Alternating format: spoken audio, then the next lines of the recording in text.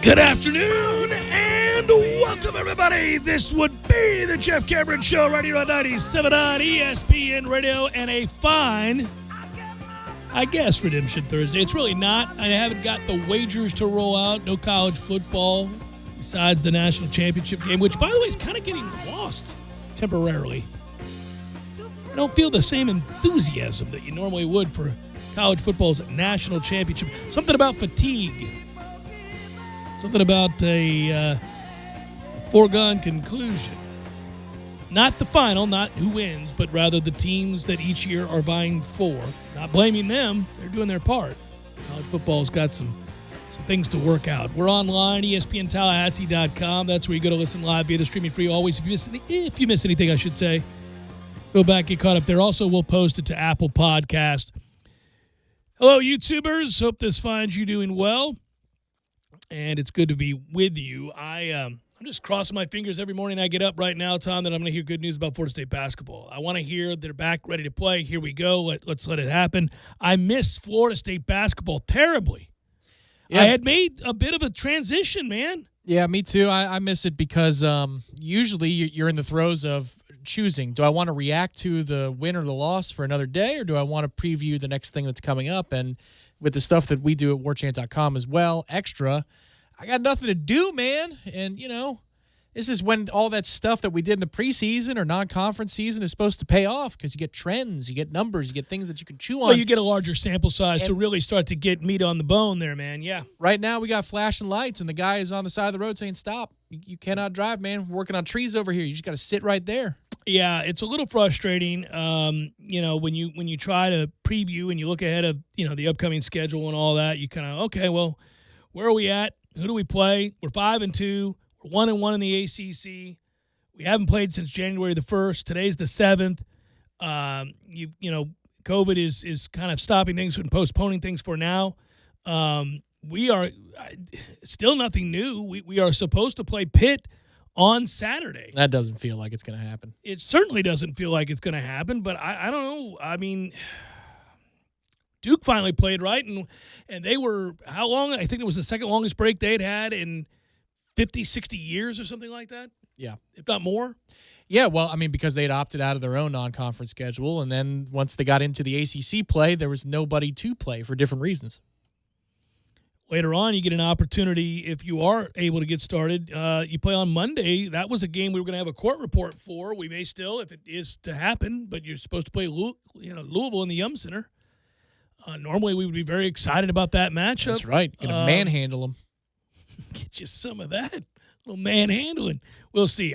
We're a weird team right now. We got some things to work on. We got some stuff, especially defensively. Yeah, I don't know that I'd pick Florida State to manhandle anybody right now. It's just celebrating Chris Mack and his greatness.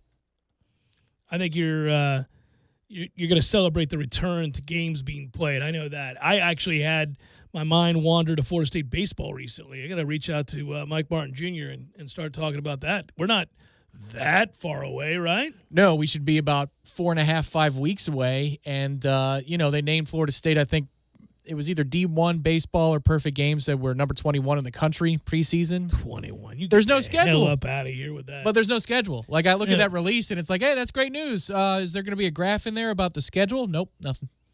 It is weird. No schedule. And when you ask coaches, and I know I heard Meat say this on our own Front Row Knowles, great show, when he was on a while back, they have really kind of no idea.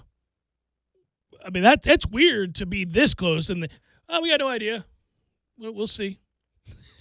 Well, for a lot of reasons, right? It's not just about the conference level, but it's if you wanted to play Jacksonville for a 2-game series midweek, who's paying for the tests? Yeah, that's the problem. Because Jacksonville sure as heck can't afford them not to play a full slate. All of the NFL playoff games except for one right here on this network, 97.9 ESPN Radio. The storylines are bountiful. They're a lot of fun. We'll kick them around today. Lita Kemper will join us later in the show. Tonight, after the show ends, we've got another edition of the Scuttlebucks. Looking forward to doing that as well.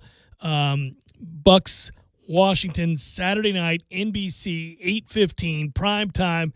If for some reason you're cursed with errands or work or something that does not allow you to sit back and relax and park your ass on a glorious Saturday and Sunday in which we get not one, not two, but 3 games, triple header, both days, then know that you can tune into ESPN Tallahassee and you'll get every playoff game save for one. And, oh, by the way, Tom, not that we have it, but I can sense your enthusiasm. Chicago and Tampa Bay, little hockey action. We could pick up that game, but I'm not going to.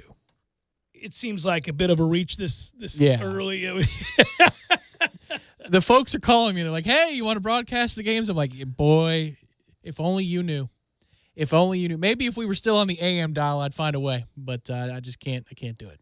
The news of the day would be that back to college football for a moment, and that is over there at Tennessee, where they bumble and stumble about in perpetuity. Officials have not extended the contracts of assistant football coaches, have paused hiring coaches for vacancies as they continue to investigate whether recruiting violations occurred within the program. That, according to ESPN earlier today. The university announced it had hired attorneys Mike Glazier, Kyle Skillman, to assist in its in-house counsel and compliance officials in an internal investigation. They've interviewed current players this week about alleged improper benefits and many other rules violations. Oh, buddy. Was Ho Par Ho up there trying to get some things done? He was ho par ho. My man. I think that's interesting. Ho part ho. Mm-hmm. Ho part ho. That was a question I asked him, and that was the response he gave me. And Ho I part stared ho. blankly into the abyss, looking for a translation. I immediately looked around me and thought, who is an even bigger redneck than this man sitting before me that could translate what he just said? You needed Larry the Cable Guy, man. That's about it. Well, that's a character. That guy used to be on 94.9 in Tampa Bay. He speaks like you and I do, except for when he's faking that character. Ho part ho. I needed a real redneck like him. I needed somebody who speaks that gibberish.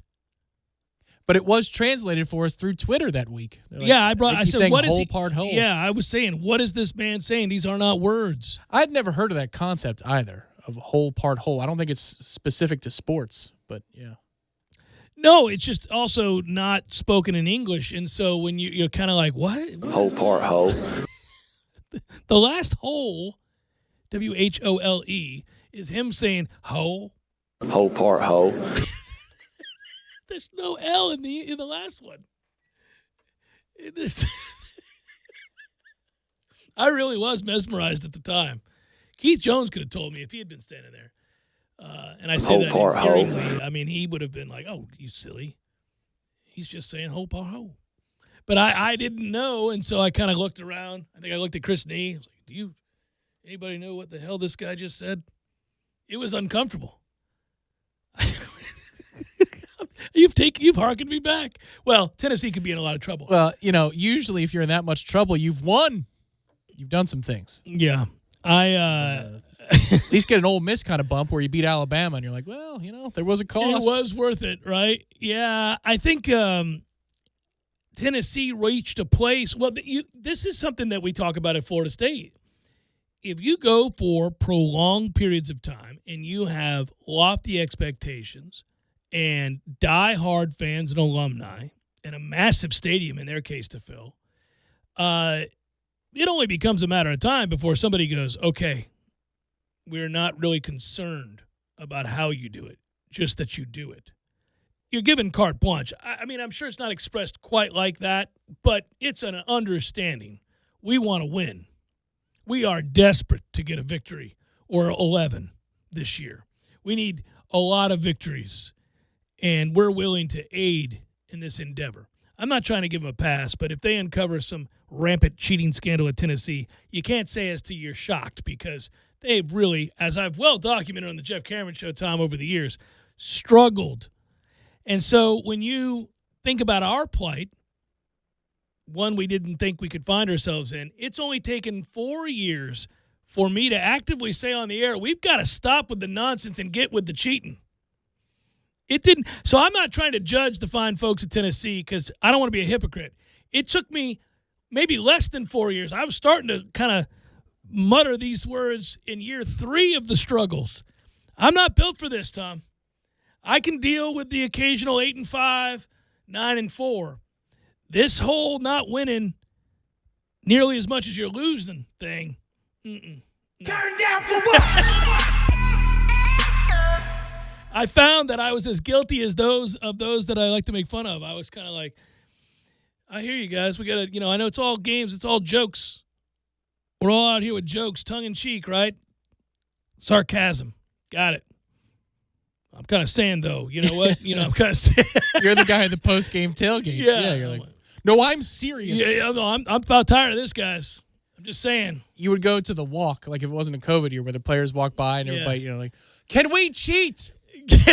Mike, please. No, I've got this. Here. I've got a bully pulpit here. I don't have to do that. I'll just say, look, guys, this is unacceptable. What's happened here is a travesty. We really need to get with whatever it is that's necessary to get this fine, upstanding program back on its feet. Well, wait till it's name, image, and likeness time, buddy. Oh. You can look right into the camera on YouTube and say, listen, young man, I've got a check right here. Right here. I'm giving this to you if you say yes to Florida State football and produce. Because I'd like for your name, image, and or likeness To be on the Jeff Cameron show That's in some right. capacity. And, well, you don't even need to show up. But you could you could. for this check. Well, let me tell you this. My history on this show is that what do I get?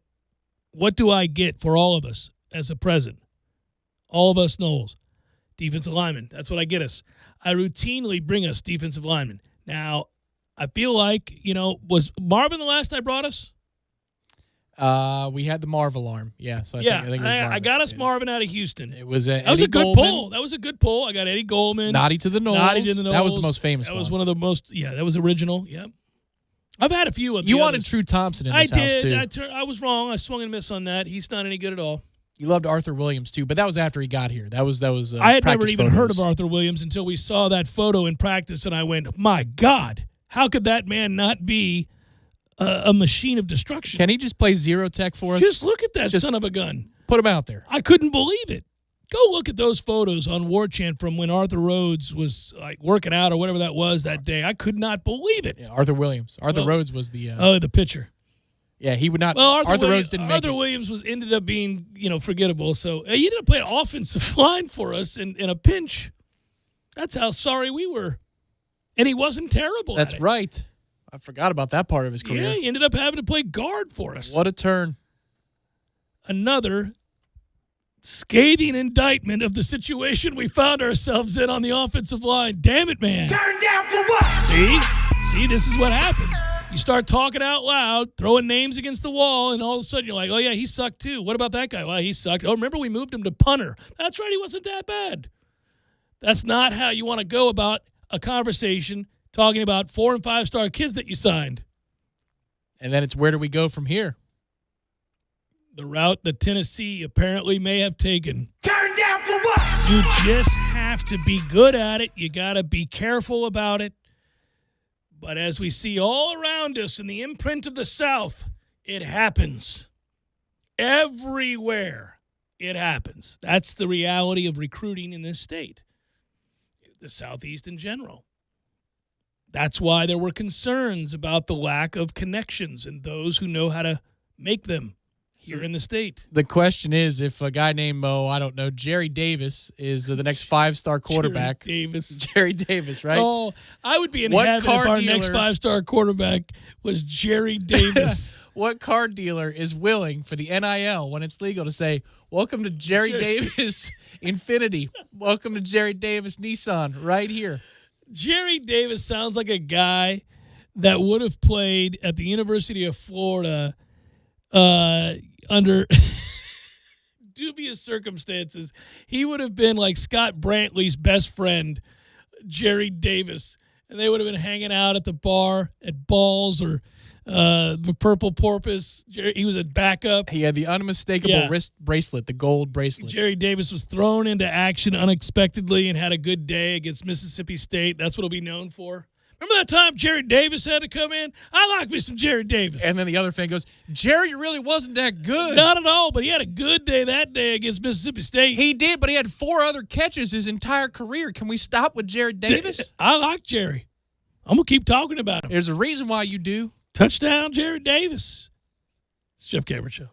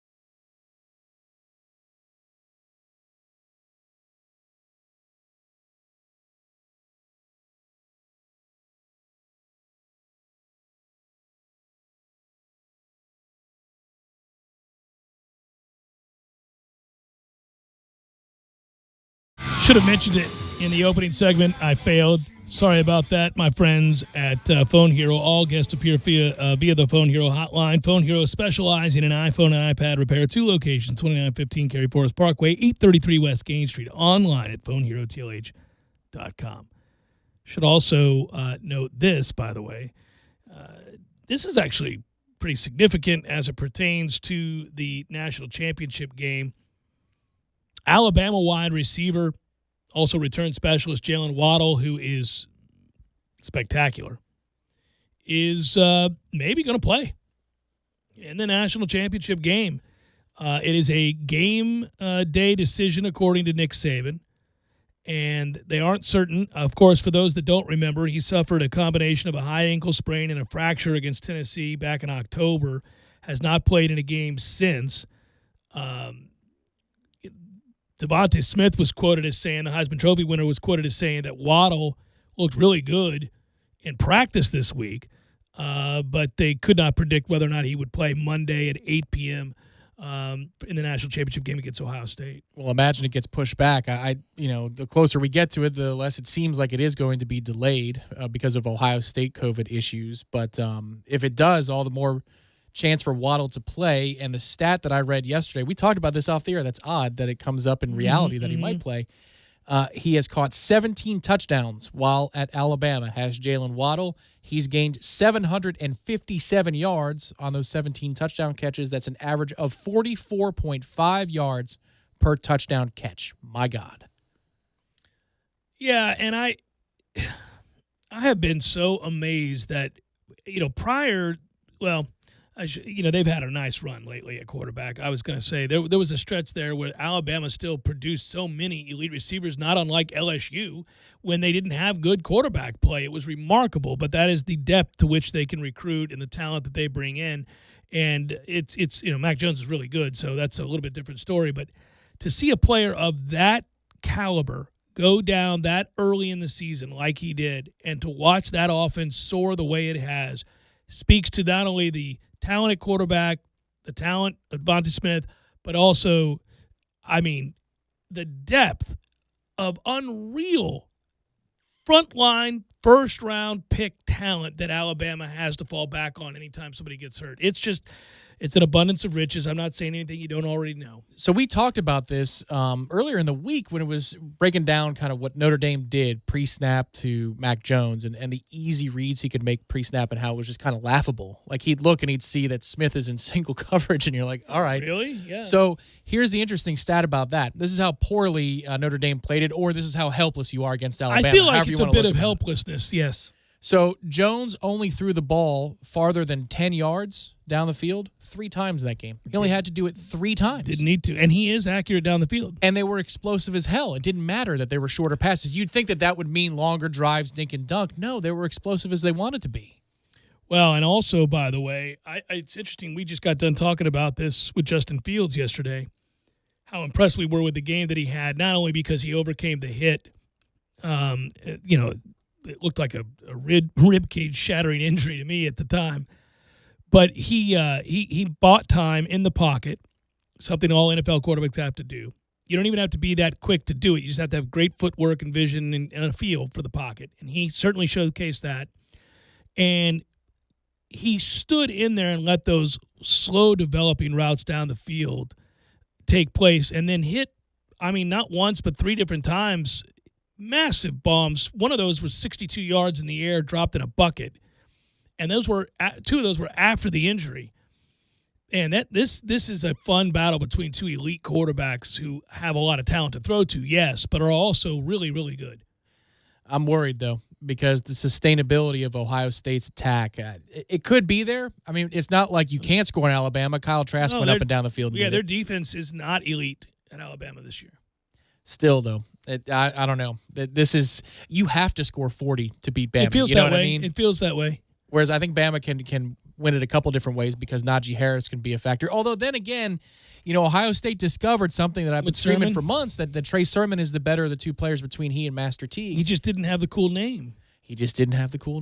But Sermon has run for, 400 yards his last 2 games? They did a great film breakdown of Alabama's offensive line. kick out blocks and the stuff that they were doing and pulling, and just the size of the holes that that they had. And then they turned around and went, oh, by the way, here's Ohio State. And they were running the exact same scheme, in essence, doing the same thing.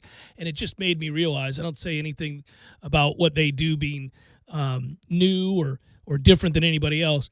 They got better players up front. That's just what you notice when you watch that film. It's a lot of people have running backs that are dynamic. We've seen that. That used to be a talking point of Jimbo's and others that, because of 7-on-7, you get a lot of really good skill position players. But when you look at the line of scrimmage, there it is. You've got massive dudes projected to go to the league that have nimble feet that get out and pull and destroy people and create huge angles and holes. That's what I hope Monday turns into, but it's just there's so much in the passing game with Waddle potentially back and Smith and then Olave for Ohio State. Like there's so also, much of a Ohio threat State's tight ends are monsters. that it probably doesn't turn into this thing. But remember, the 2012 Georgia-Alabama game is one of the best games I ever watched, the SEC championship, because of it was physical, downhill. Yeah, it was explosive on the scoreboard, but it was about imposing your will through the run game, and each team would answer the call. It was you're down 7. Can you go 75 yards again, running the football primarily between the tackles? And the answer was yes for 4 quarters. This game could be that, but it's just they have so much more of an opportunity in the air that it probably won't always be that way, maybe for a drive or two. Should be a fun game, though. I am looking forward to the game. I have to confess, I like this matchup. Admittedly, as I said at the outset, this is the topic du jour right now, so I won't beat you over the head with it because you can find it anywhere else. But I'll give you a sample headline here. The future of college football playoff expansion complaints, what comes next. You have articles breaking down what would a different system look like, what should they engage. The constant chatter surrounding college football right now, and this close to the national championship game being played, is not the matchup, the areas of weakness and strength that can be exposed by either team, but rather, can we get to a place where the same 2 or 3 teams aren't playing in this game every year? And I know that's sour grapes for everybody not named Ohio State, Alabama, and Clemson. Fair enough. You can say that, and it's true. If it were Florida State, we'd roll our eyes at all the naysayers. But at the same time, as one who talks about competitive balance all the time and how when I watch sports of which there is very little competitive balance, I grow bored easily, and I think that's happened to the rest of the country. Now, you can say, well, they should catch up. Well, maybe, but in the interim, is there something that can be done for college football that would increase the likelihood of some diversity? And I'm not talking about white-black. I'm talking about of teams that have a chance to get into a playoff. Now, if you expand a playoff, that's one answer, and many have jumped on that and said, yes, there you go. You get your Power 5 conference winners, and then you can select from outside of that group of 5, and whoever might fit the bill. Your argument is that they're just going to take the second-place team in the Power 5 conferences and maybe let one team like Cincinnati get in, but that's still one more than currently has a shot to get in because they've made a resounding statement about who can and cannot get into this thing. We do know that, and it is about access. At some point, it does become about access because Group of 5 and fans of those teams or teams that even, let's say, the Pac-12 are now saying, yeah, man, by week 5, this thing is over. This is in the bag, and nobody else has access to this. It makes for a really boring product. Right. Yeah, what does it do? It takes eyes off of sets, and it devalues the TV product, which is what they all care about anyway. Right. How can you increase that? See, you've got a problem, though. You've got the NIL on the horizon, and I'm not saying that's a problem in that I don't want players to benefit from what they do for these athletic departments. You've got football players holding up entire athletic department budgets. I mean, it's not just football and basketball. They're doing it for their own budget. They're doing it for everybody else's, so they should be compensated. But the problem is, what does that do to the scope of how this thing looks and feels? You'd almost have to beat it to the punch and say, we're going to have to start paying the players. And we're going to outlaw the NIL. But you're forcing their hand. But what does that do to the balance of power? Does that mean that groups with or programs with really deep booster pockets like A&M and Michigan automatically enter into the fold to a higher level? Texas, more efficiently than they have been because they have the pockets like we don't? Like, what does that actually mean? Because if we were in a world without NIL coming, I'd say shrink the Scallies down to 80 or 75 right. and expand the Disperse playoff. more of the talent, expand the playoff. LSU is going back to an effort to capture the magic, the lightning in the bottle that Joe Brady provided them last year. We talked about this before, but they've hired Carolina Panthers quarterback coach Jake Peetz as their new offensive coordinator. So here he comes. He spent this past season under Joe Brady, which makes a lot of sense. He came along for the ride, made a lot of money, and now LSU said, I didn't like this offense. You don't say. This is interesting, though, because Brady's interviewing for head coaching jobs already, and maybe he doesn't get it this year. But if he gets it next year, then he can just scoop his guy back. So LSU is just going to play the Brady game. How many guys can they send down from wherever Brady goes as an NFL head coach and then recoup in their next stop? Well, the best thing that could happen to a young man like Jake Peetz, and to look at him, you couldn't believe he's in this position, but he is. You'd say, yeah, let's get into a tug of war between the NFL and being a head coach as an SEC team like LSU or an OC or whatever it might be, because I would dare say Ed O's probably not long for this world up there. I wonder how long it is until Joe Brady starts to think, I could be the next head coach at LSU. He's adored. He has to be, as he should have been. But okay, so here's the interesting thing. I've been reading a lot of articles about this week, which is with NIL on the horizon, a lot of college coaches are now looking more seriously at the NFL than they ever have before because they don't know what the hell the landscape's going to look like. Absolutely, they don't. You know, that's correct. So if I'm Brady, I've already got a foot in the NFL door in terms of head coaching prospects. Like the Falcons have already called me to interview for their head coaching job. I don't know that I want to. As cool as LSU is, I don't know what the hell the landscape's going to look like by 2025. So why do I want to go back there when I can coach in the NFL? Fun to continue to monitor the story down in Gainesville, where it is evident that there is at the very least a faction of Florida administrators and alumni that are embarrassed by Dan Mullen, because that push seems to be a very real one. I don't know that it's going to happen, but when a head coach who's led a successful campaign in his time at Florida is throwing his name out there, or at the very least having his agent do so, about wanting to interview for head coaching jobs at the NFL level, and certain members of the University of Florida administration that have spoken to people on the condition of anonymity, suggesting that wouldn't be such a bad thing. Wow, that's I would say that that is a relationship soured. Have you talked to your friends in the Gator booster community? I'd wonder if talked to a few. If the sentiment is we don't want Urban 2 here, like not necessarily with you the mean success, in terms of what the path they're headed down? Yeah, like behind the scenes kind of stuff. Is it more that he's a yokel that embarrasses them, or is it there's just too many things that seem sloppy the way Urban did things that we've got to? Well, he did a few things this year that embarrassed them. Some comments that he made, but also some antics, of course. And I think that they. There was a kind of a moment a few times where you think, you doofus. I got a very very, very powerful bull gator who's a dear friend of mine who actually has ties to Florida State as well. He gives a lot of money to that program and has said that he's mortified by Dan Mullen, but he's also like the rest of Florida fans who say, boy, Dan Mullen can call a game now. He can call a game, and he can make a quarterback play. I mean, in every kind of quarterback, and he does do that. There's no getting around that. I mean, I commend him on that. He's a hell of a play caller, schemes around his quarterbacks very well. Yeah, there's no puzzle he can't put together overnight. Like, you could say, here's a 1,250-piece puzzle, Dan. Oh, look how much – all these look the same. And in the morning, boom. You got it. It's done. Offensively speaking, if it has anything to do with anything else other than just football, calling a game. Just molding whatever talent he has into something coherent. He does that so well that it's rather astounding he can't do anything else. It's like, how? It's the Jeff Cameron Show.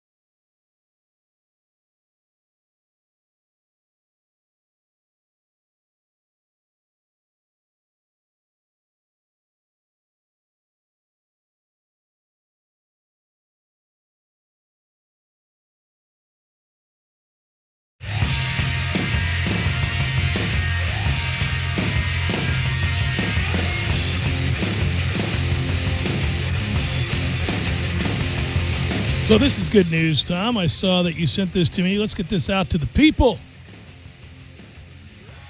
The 5th annual Philanthropy on the Fairways Golf Tournament presented by Corner Pocket Bar and Grill is here. And you can join us on Friday, January the 22nd at 10 a.m. at the golf club at Summerbrook for a good time to benefit a good cause. Local teens in foster care. You know I'm big on that. So are they. Anything you can do to help kids that are in the foster care system, I would strongly encourage you to do. There will be a raffle, prizes, awards at Corner Pocket following the tournament. Entry is $80 per person. That's next to nothing. If you can do it, do it. And each cart receives a free 6-pack of a frosty beverage.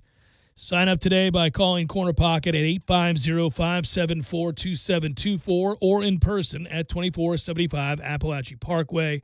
Again, the event, the 5th annual Philanthropy on the Fairways Golf Tournament. Tom and I have played in all 4 of the first 4. It's a good time. You could join us Friday, January the 22nd at 10 a.m. and golf to help some kids, local teens in foster care that could use your help. If you want more information, 850-574-2724. That's cool, man. I think we won it one year, too. We did. We also won a booster tournament one year, too. I have that plaque. That was 2013. We won it in 2013. I've also, in the last 2 tournaments I've played in, taken home the closest to the pin, buddy. Going to go for 3 in a row. On fire. Let it ride, buddy. You are feeling good. So how close was the last one? I wasn't at that event. I thought it was going to get beat. 10 feet? 5 feet? No, it was like 18 feet. Oh, what the hell? Playing with a bunch of slappies out there Yes. can't get closer to 18 feet. Yeah, I thought it was imminently beatable. But thought this is pedestrian. What's going on? Somebody surely will accidentally hit one closer than 18 feet. Everybody had 2 cracks at it, too, because it was Gaither, which is in very good shape. Love Gaither, yeah. They redone the cart pass and all that stuff. It looks good. I figured everybody having 2 cracks at the shot. No, didn't happen. So I took home the prize. I had a weird thing happen. It was a Seinfeld episode for me yesterday. I had an unexpected payment go through that I only discovered. You know how you sign up for annual memberships on things, whether it's a website that you subscribe to, could be your Spotify or Apple Podcast account or whatever it might be, and then the bill comes due and you're like, and you don't think about it because it's set up on automatic or whatever. Mm-hmm. And sometimes those things are not labeled as what they are. Yeah, yeah. So you see something that says like Ted Smokey. You're like, who the hell is Ted Smokey? And that's just like whatever the LLC is for the company. You know, it's like something weird. Ted Smokey. Yeah, I'm like, this is weird. What is Ted Smokey? I don't recall. And so I'm like, why am I giving Ted Smokey $180? Sounds like you subscribe to a barbecue sauce delivery service. Yeah, it does, but it wasn't, and I just completely made that up. But there was something weird like that where I just looked at the charge and I went, okay, I got the money, but I don't know why I'm giving it to Ted Smokey. $180 is $180, and why am I giving Ted Smokey $180? And then I had to kind of do some research, and I went, oh, that's my annual Spotify account. That's my, I get the premium or whatever. I go, that's all that is. It came due. So I had that happen, but it spent, I don't know, I must have spent, just because it was bothering me, it was eating at me, I must have spent an hour trying to find who the hell this place was. And restaurants do that too. You can never be too careful. You don't know. Like if you get takeout from a restaurant and it's like it has nothing to do with the name of the restaurant, you're like, it happens all the time. Like, I don't remember this. This feels you go like check for your something- card. You're like, where's my card? Yeah. So I had that happen, but then I had, like, this is why I say it's like a Seinfeld episode. So then it was my time to do laundry. You know where this is going. And I was throwing clothes in the laundry, and I had been looking for a pair of jeans that I love. It's the only pair of jeans that I really love. I have 3 pairs of jeans. One of them I love. The other 2 will do in a pinch. They're not nearly as comfortable. We all have that one pair that you're like, that's my jeans. Those are my jeans right there. And I hadn't been able to find them because, and you don't know what this is like, Tom, when you got 2 kids, you've got multiple laundry baskets in the laundry room. I like my stuff to be with my stuff.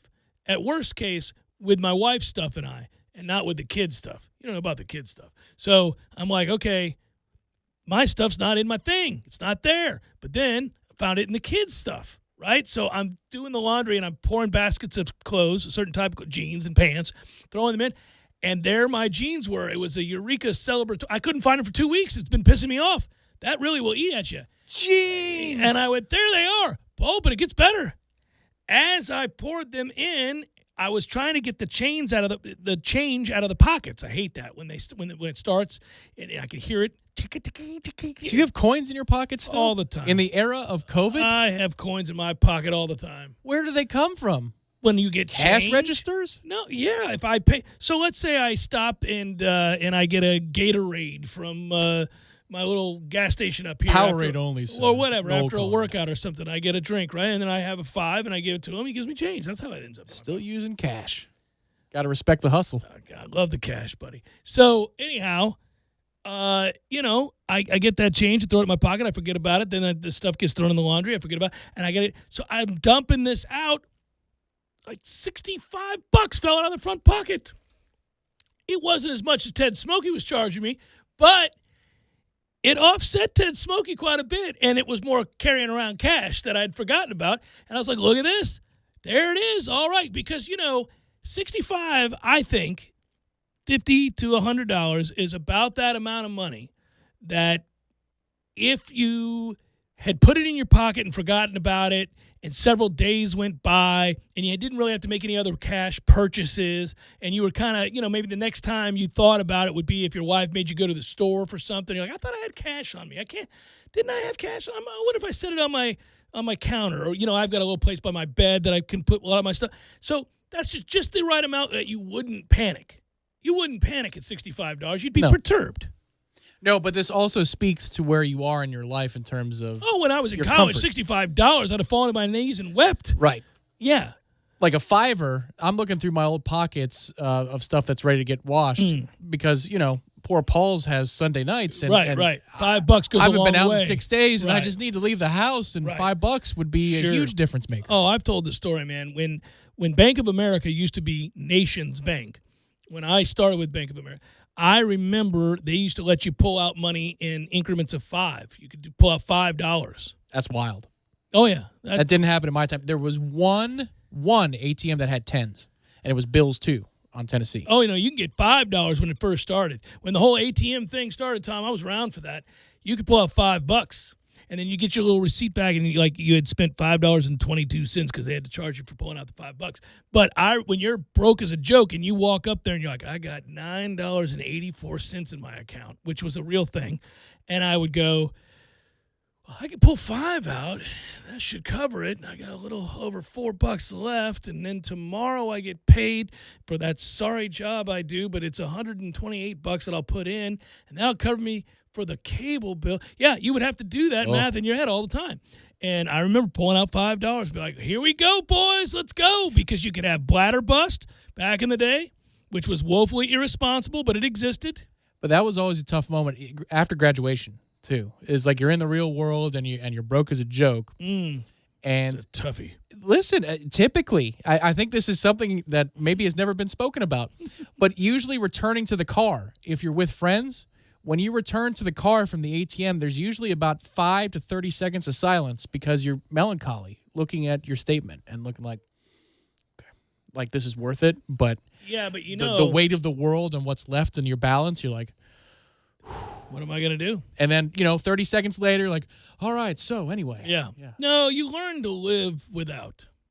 You really do. You learn to, and you relied heavily on your friends' benevolence because you were going to have to help them at some point, Yep. and they were going to have to help you. And it was always just understood it's Ted's turn or Jerry's turn or whoever's turn that had the money. Or if you picked up dollar menu for somebody on the way home, they were like, thank you. Oh, you couldn't believe it. Like you couldn't buy them. Like my buddy now who has a home in the north side of town. He's doing well for There's himself. nothing I could buy him that would mean more to him now than dollar menu back in the day did then. He'd be like, my God, you got me a McDouble? Thank you, man. I'm starving. Yeah, and I got to tell you, man, when you got the Junior Whoppers back in the day, when they would go on the 99-cent deal, or you get the double stack at Wendy's or whatever it might have been, the Big Buford at Checkers. Oh, man, I remember the Big Buford. Oh, sweet I never ate one. Jesus, the Big Buford was king. I miss the Big Buford. I get more of the little guys. I'd be like, I can get 4 McChickens for a Big Buford. But look at the Big Buford, all of its glory. So, Oh, man. me and my buddies once a month would go to the old Macaroni Grill because my parents always gave me Macaroni Grill gift certificates. That's a weird gift certificate to give a college kid.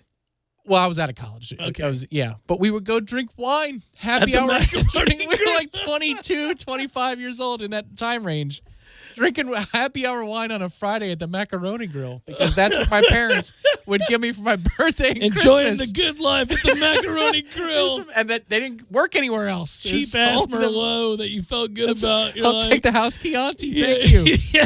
2 for 1. It makes me want to go to a sorry ass Macaroni Grill and drink the. Oh, the bread there, though, man. All the rosemary and thyme.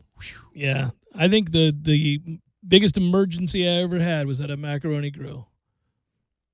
It was more than when you were in Boston Oh, I forgot about that. That was or legal. Colorado. That was different. That was a different deal. The one in Boston was from Legal Seafood. If it was a different. It was a different. That was Legal Seafood, and that one was. I was in trouble. I've never been more in trouble. I was like, "This is not good, guys." Profusely They're going to sweating. take down the champ. Call me whatever you may.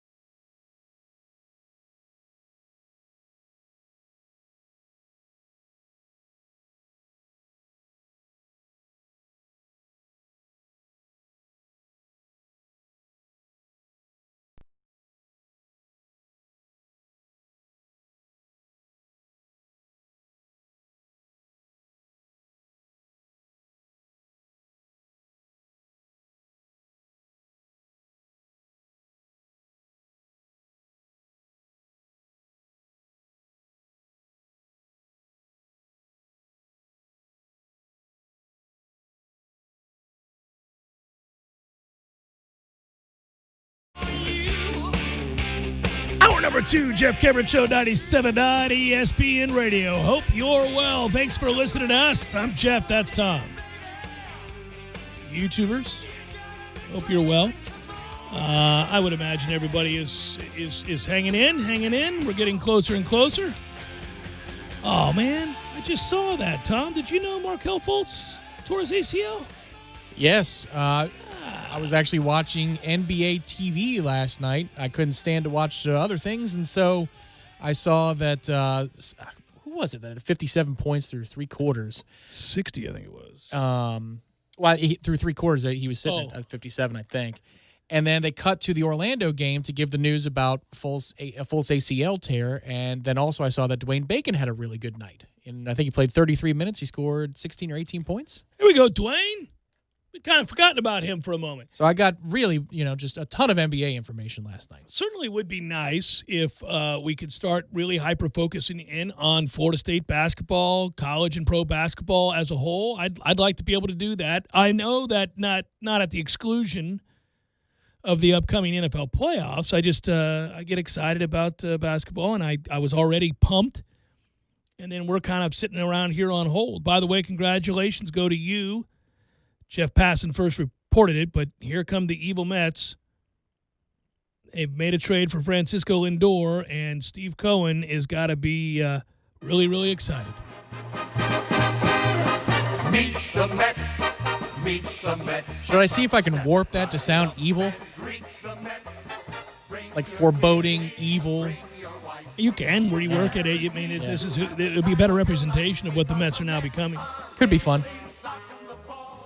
He'll be the face of the franchise for the foreseeable future. I mean, this is a guy that you then lock in long term. And while we're on the subject of baseball, it just feels good. Just, you know me in baseball. I watch MLB Network all off season and sit around and wait for MLB The Show to get released. That's my whole thing.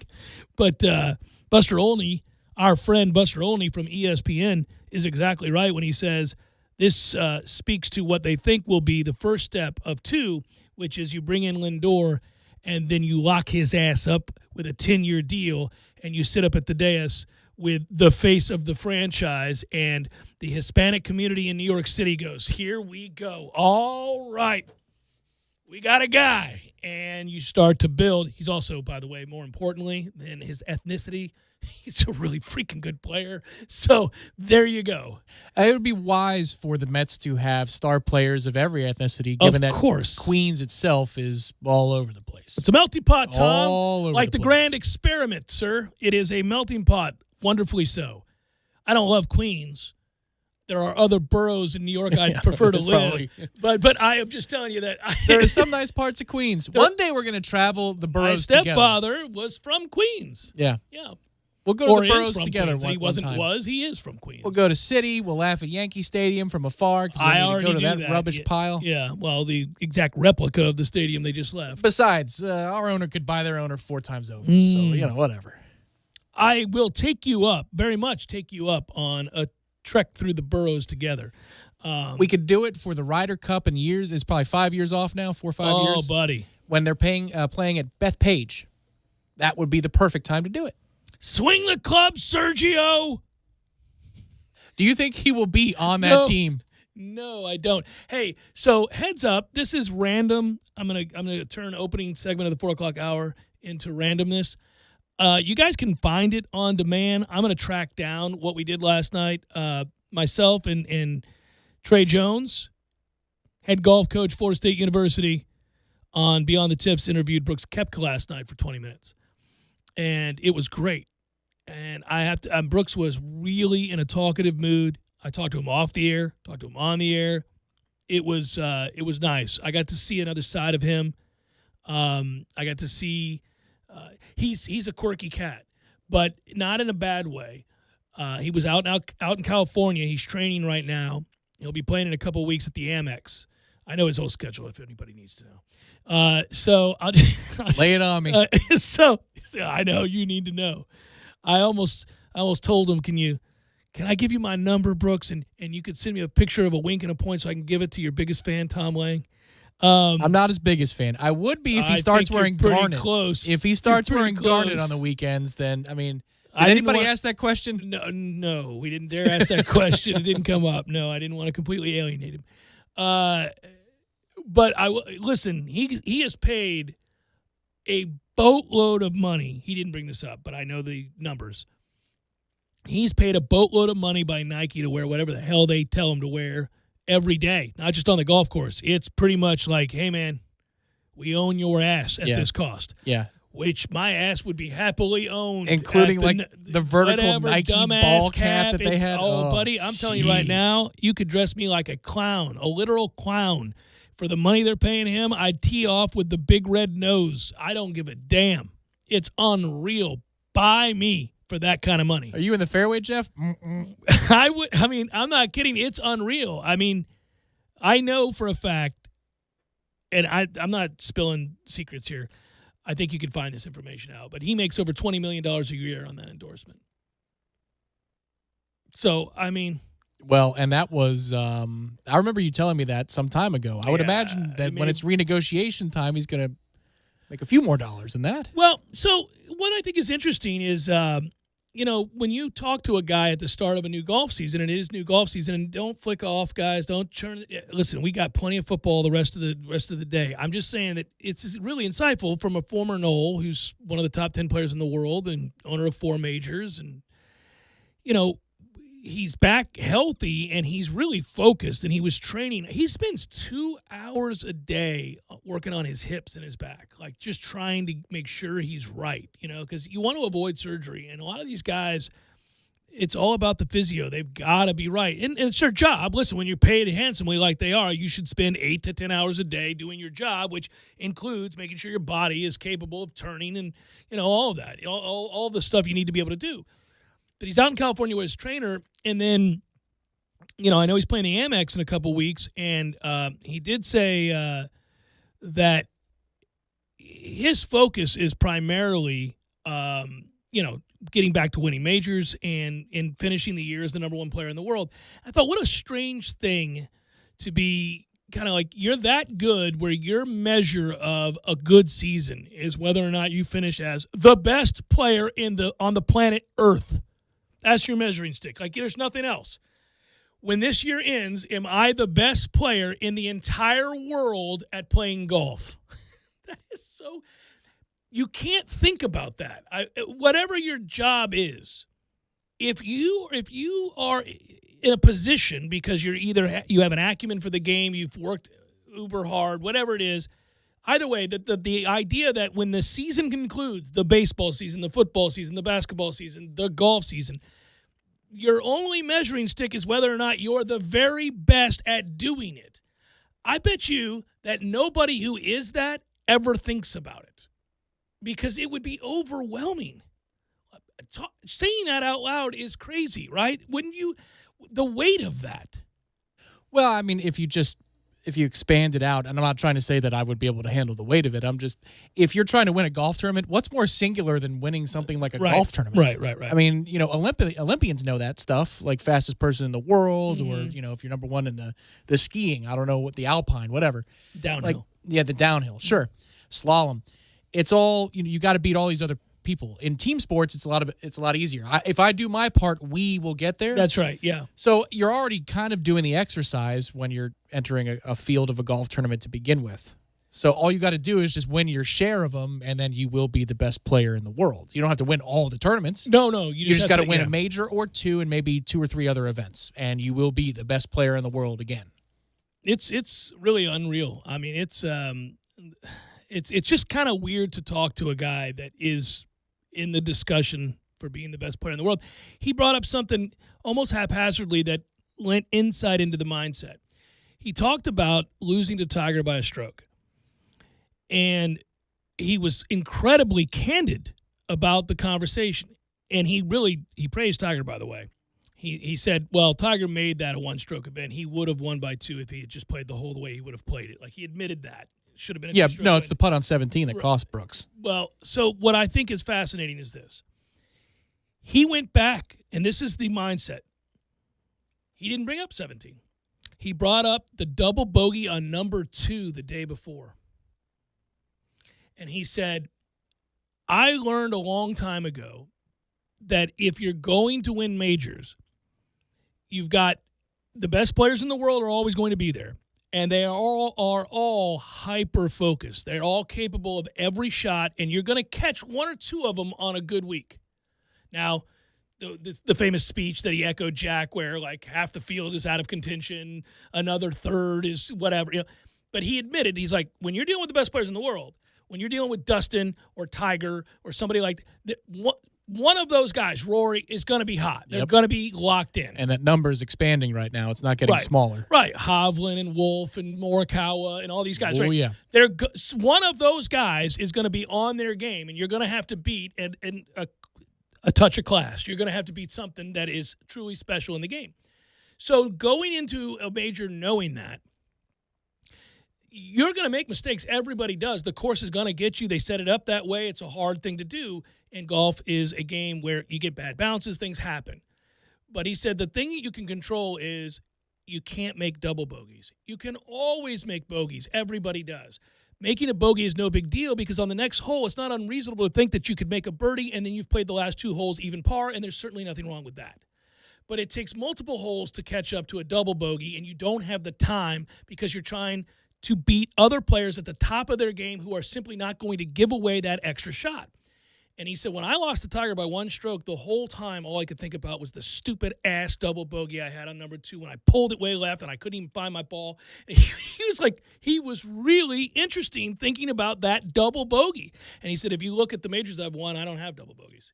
And he goes, if you go look at Tiger and the rest of them who win, they don't have double bogeys. Right, yeah. That stat is amazing. Well, it is. That's something that Brandel's used. Been pushing for a long time, long time. Usually that's the Monday to Wednesday talking point, right? Is, well, anybody who's won on this course or anybody who's won this major, they 48 of the last 52 do not make double bogey over the 4 days. But it's a good – it's true. It's a pertinent stat, And it's also interesting to find that some of the best players in the world are very aware of that.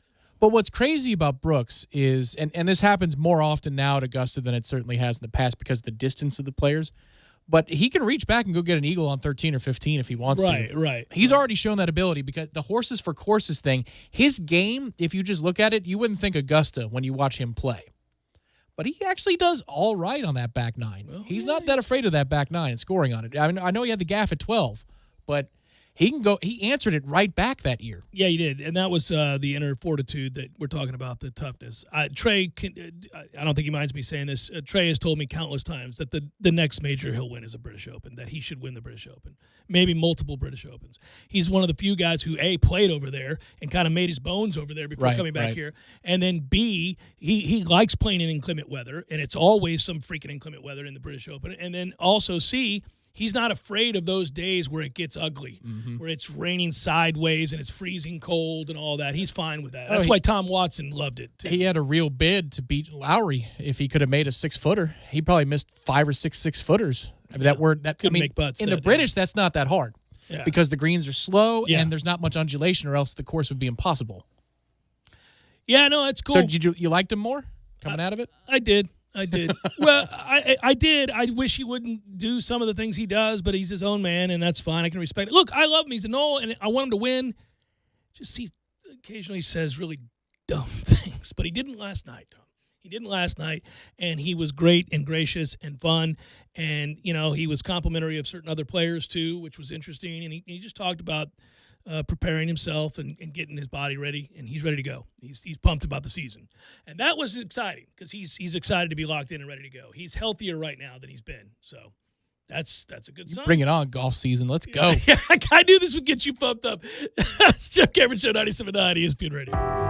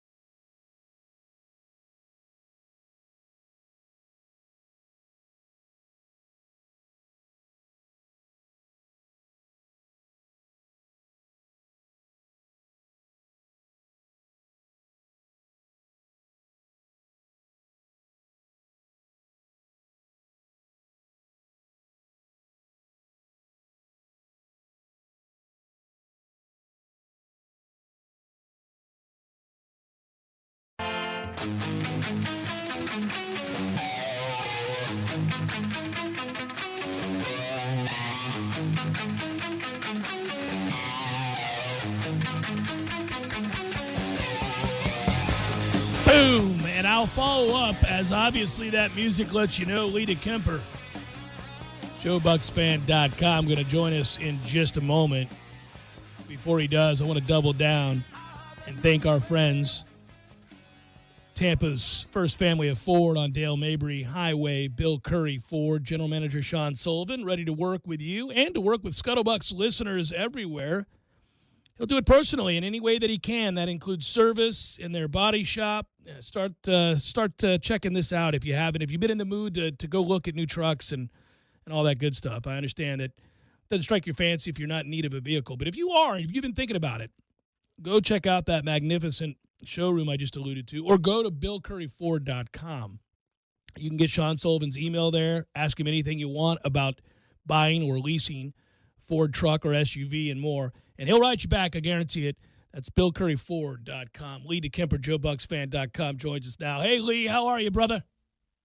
Hey, all right, Jeff. Thanks a lot. And I know how to get Sean's attention on email immediately. Like, you almost get an immediate response. Not that you won't get a quicker response any other time, but if you ask him which defensive end the Bucs should draft next or this coming draft this spring, you'll get an immediate response. He's got an opinion on that, does he? All right. All right. I like it. Yeah, anything to do with the Bucs, I know he's hopping in.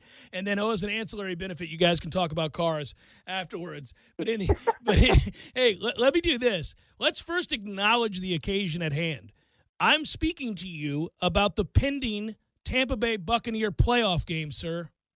Let's let that marinate for a second, okay? Kind of like what Howard Stern did on his guest. Let me take you in for a moment. Yeah. I mean, think about this, everybody. Everybody listening on their podcast, however it is you digest this wonderful show that they allow us to do, and it's our honor to do it. We're all talking about, debating, celebrating, speculating about the Bucs' pending playoff game this weekend. How glorious is that? In prime time, Tampa Bay in the playoffs, and a game they should win. Why don't we start with that? And I think what's weird about that, Lee, is oddly when there are expectations, and there are lofty expectations, and there were the second that you signed Tom Brady to go along with everybody else, Gronk, et cetera, and then you had a home run with the draft pick and Tristan Wirfs. The expectations have been sky high, and then all of a sudden you're confronted with the reality that you're playing a road playoff game in prime time and you're favored to win it. And I don't know, for some reason it makes me more nervous with those lofty expectations than it should.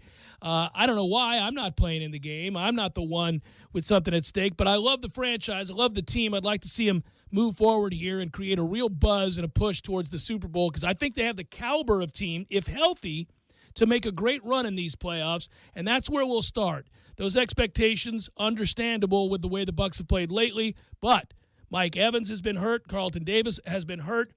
Update, please, on Mike Evans. Well, Mike Evans is practicing today, and of course the window for media to observe it is generally just warm-ups and stretching. Once they start doing anything of substance, the media window is shut down. So he's out there, which Arians, the stated goal of Bruce Arians this week was to get Evans on the practice field Thursday. And once he's able to do that, then they could start seriously considering him as an active participant in the game Saturday on the active roster and having him as part of the game plan. Would so you play far, him? Hey, first Lee, step, I'm going to that interrupt. has been accomplished. I'll get to that in a second here about Mike Evans. You have every right to be on the edge of your chair, Jeff, with the expectations, because the Bucs and their 13 years playoff drought that has finally ended, I'm convinced they have given fans post-traumatic stress disorder. Every time you started in that 13-year drought, once there was always a glimmer of hope, it was dashed. Every time. So if Bucs fans are on the edge of their seat, on the edge of their nerves, chewing their fingernails because the Bucs are in the playoffs and scared to even think about, well, they should win this Saturday. Fully understandable. You've been given post-traumatic stress disorder by the losing year after year after year of the Bucs. That's understandable. Back to Mike Evans. On paper, the Bucks shouldn't have any problem with Washington. Let's think about this for a moment. Washington, in a game they needed to secure a playoff berth, could not pull away from a team that was allegedly tanking. Let's think about that for a moment. That's number one. Number two, Washington has a totally punchless offense. We always hear about starting fast, and I get that. But this week may be the most important time of the Bucks playoffs to start fast, because when Washington plays from behind, they are, as Charles Barkley would say, a terrible team. They are terrible. When they throw for over 200 yards in a game, they're 1-7 with 20 turnovers. They are terrible at coming from behind. Now, part of that, I'm sure the numbers are skewed a little bit because Dwayne Haskins is an outright horrible quarterback. Well, he's no longer there. But Alex Smith is not the Alex Smith we may conjure up playing for the 49ers and running for a touchdown to help beat the Saints. It may not be the quarterback we conjure up leading the Chiefs to the playoffs year after year after year. Alex Smith, after an ugly, horrific leg injury, is a stationary quarterback, and he's just an okay thrower of the football. So if the Bucks can get 10 points ahead, this should be a slam dunk. The only way I can see the Bucks choking this game away is turnovers. That's the only way. And that's where Washington's defensive rush comes into play. If they can get Brady to turn over the ball, then it might be a ball game. Otherwise, there shouldn't be a ball game. And back to Evans, to swing back to Evans, Ira Kaufman, our columnist on JoeBucksFan.com, he's making the argument on various national radio shows that the Bucks should sit Evans for the following game, which Derek Brooks has nearly had a coronary hearing Ira talk about that. And I don't necessarily disagree with Ira about sitting Mike Evans, but I would actually take it a step further. Carlton Davis is a sore groin. He's going to probably be a game-time decision, as he has been the last couple of weeks. The Bucks did a pretty good job shutting down Calvin Ridley and Matt Ryan without Carlton Davis, who's a decent cornerback. Not great, but he's decent. If not good. The Redskins don't have a passing attack anywhere near like Matt Ryan does and Calvin Ridley's level of play. I would be tempted to sit Carlton Davis because the following week, should the Bucks win, and they should win, they'll be likely facing a Hall of Fame quarterback. Yeah, I think the argument for Washington, if you wanted to make it, is Chase Young and Montez Sweat. And it begins and ends there. They've combined for 16.5 sacks. Sweat had 9 of them. Young had 7.5. When they're good, in Washington's defense at time has been good. They've allowed just 17 points or fewer in all 7 of their wins. It's when they're dictating terms and getting to the passer. And Tom Brady is a drop-back passer. You know where he's going to be. And I think that's the only thing that concerns you. Strip sack, maybe pressure. You get rid of the ball a little early, it's picked off, something along those lines. Other than that, I'm in wholehearted agreement with you that the Bucks, what would you say the race is to? I always think of this as a sprint. What's the race to in points-wise? Is it 20? First to 20 wins? First to 24 wins? What would you put the race at? I don't see barring turnovers, I don't see Washington scoring 20 points. I really don't. Yeah, it's about the turnovers. I think we've kind of got this one pegged. Some games are hard. The other games are a lot easier, and we try to outthink the room. This situation is one in which Washington's also banged up. You've got some guys on offense that could really help them that are really, really not healthy, including their starting quarterback. So you've got a situation where, the most dynamic players on this team, on offense anyhow, are kind of banged up. So I agree with you. I just worry that as a drop-back passing team, which Tampa Bay is, and as a team that loves to stretch the field vertically, that, everybody knows where he's going to be. And if a certain left tackle is having difficulty over there, it wouldn't be unwise of us to chip and to provide a little help and maybe begin to get the ball out of his hands, Tom Brady, that is, a little bit quicker. Other than that, I really don't see another aspect unless Washington is able to establish the run and control the football and possessions. I don't really see a path to victory for Washington other than what we've just laid bare. You hit the nail on the head, the tipping point of this game. Again, barring turnovers, but this could be the term. It's Donovan Smith. You know, I haven't been in the anti-Donovan Smith bandwagon that so many Bucs fans are. I'm not saying he's an all-pro, don't get me wrong, but I don't think he's a swinging saloon door either. However, he does have those games where he quite literally is a swinging saloon door. And he hasn't had one in a while. So, you know, he's almost due for one. I hate to say that, but he's also due for one. So if he can handle things, I think the Bucs are going to be okay. You hit the nail on the head, Jeff. And that right there is the key element, I think, to the entire ballgame, is how well does Donovan Smith play. And yes, I do think they'll have Gronk line up a few times on the left side to help him out. Yes, I do think they'll bring Joe Haig in as a tackle eligible and have him chip block on the left side. But you nailed it. Donovan Smith, if you want to bore down to the very core of this game, how well he plays could very well determine the entire game. It's what I do, Lee. I get to the heart of the matter, buddy. Don't mess around. Right, get right to the foundation. Get right to it. It's whether or not sorry-ass Donovan Smith is not a swinging saloon door. There it is. You can go home, everybody. We've got the keys to the game. Oh, thank you. Good night. Tidied up. Be well, my brother. Enjoy the playoff game. We'll talk next time. All right, man. Thanks a lot, Jeff. Have a good one. You too. Take care. Lee DeKemper, JoeBucksFan.com. Yeah, if you go down the list, right? If you're like, okay, guys that I worry about, guys that I expect to be difference makers, guys that I hope play a larger role or a lesser role, when you're doing all of that, you end up starting in your mind, if you're a true fan and if you watch the team a lot, you go, yeah, I'm going to start with Donovan Smith. Yeah, because both of Washington's ends are good, and I trust one tackle. I don't trust the other tackle. We're going to start there. Yeah, you know how in the old days with blogs, you could search through a blog and there would be words, and the size of the word would be how often it appears in different posts. Mm-hmm. So if you had that technology for this podcast for the first 5-6 weeks, WRFs would have appeared a lot. A lot. Because we were all fixated on, is the right tackle the right pick? Did Jason Light do a good job? And then the bubble, his word would have shrunk to like 6-point font. You couldn't by the find end of the season. Yeah. Because that's what it should be with an offensive lineman. When they're really good, you don't really talk about them that often because you don't notice them. If you don't notice them, that's because you're noticing Brady having 4 and 5 seconds of time to deliver the ball down the field.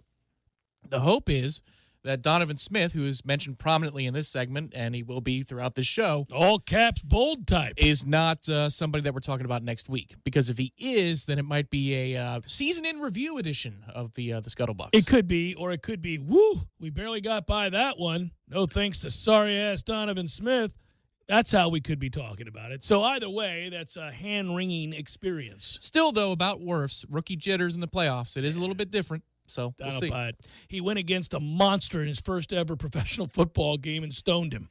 He did. I don't see it. It's internal though. It's not about the external force. It's about the internal one, and it's not like Sweat sucks on the other side. No, in fact, he's been him. more productive than Young, probably because more attention is paid to Young. But you get the point. Oh, I like Montez Sweat a lot. I like Washington's defense a lot. I've said before, as a football fan, when you watch Washington, you're not bored because their defense is really, really fun. Bostic is a great player. They got good players on that side of the ball. And I think it's a great story. I don't hate Washington. I'm loving that they changed their name. I like that Ron Rivera's beating cancer. Alex Smith is the story of the year as the comeback player. Listen, it's a good story. I got no problem with Washington. It's a shame they just got to go the hell home. That's the way this is going to have to work. Next year could be a nice story, too. We'll see you then. For now, let's take care of business. Scuttlebucks continues in a moment.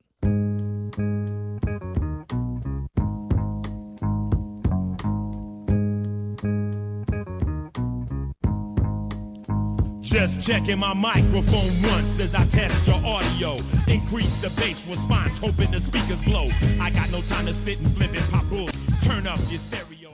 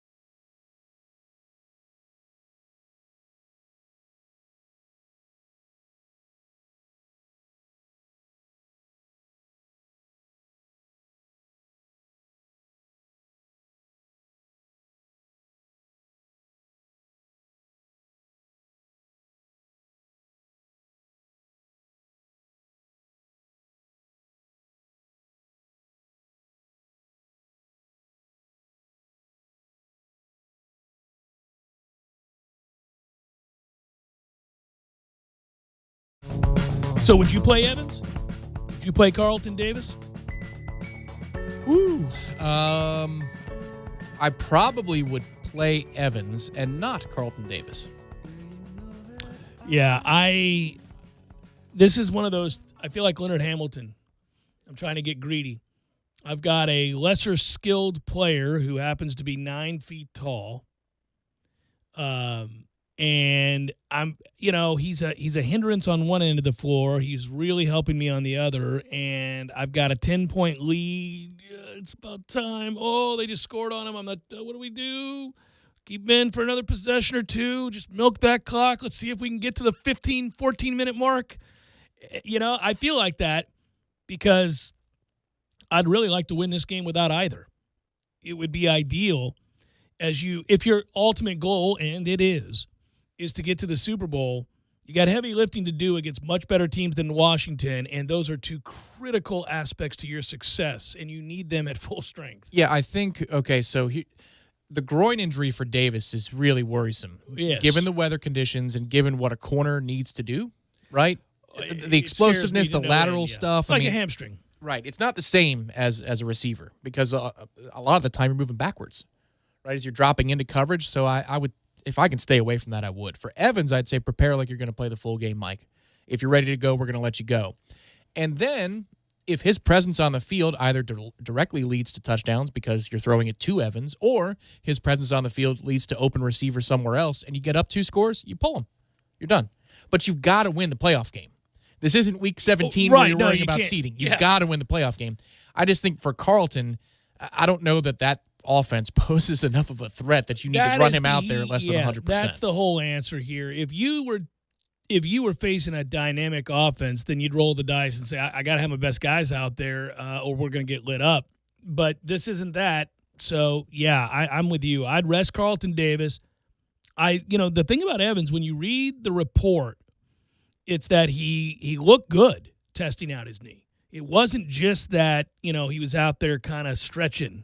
He was running. I mean, Greg Allman and others saw him running. Yeah, there's video of him in warm-ups doing so. Yeah. I mean, full sprints from a, full sprints, yeah.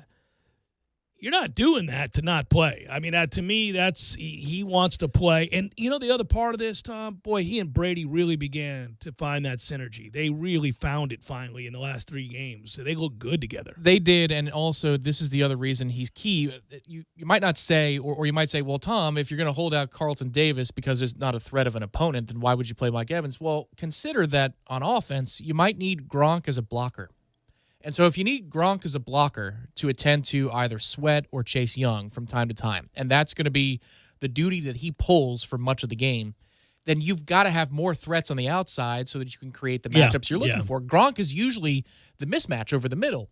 But if you're using him in a different way, then Evans' value is all the more increased to achieve the goal, which is to score enough to put Washington out of its misery. Sometimes when we're talking about this team and we note the weapons, we note what they did, what we like, what we don't like, what they were attempting to do with the experiment, I just can't help but reflect to the game I was at against the Chargers and watching that offense flick the switch and light the Chargers up in comeback fashion.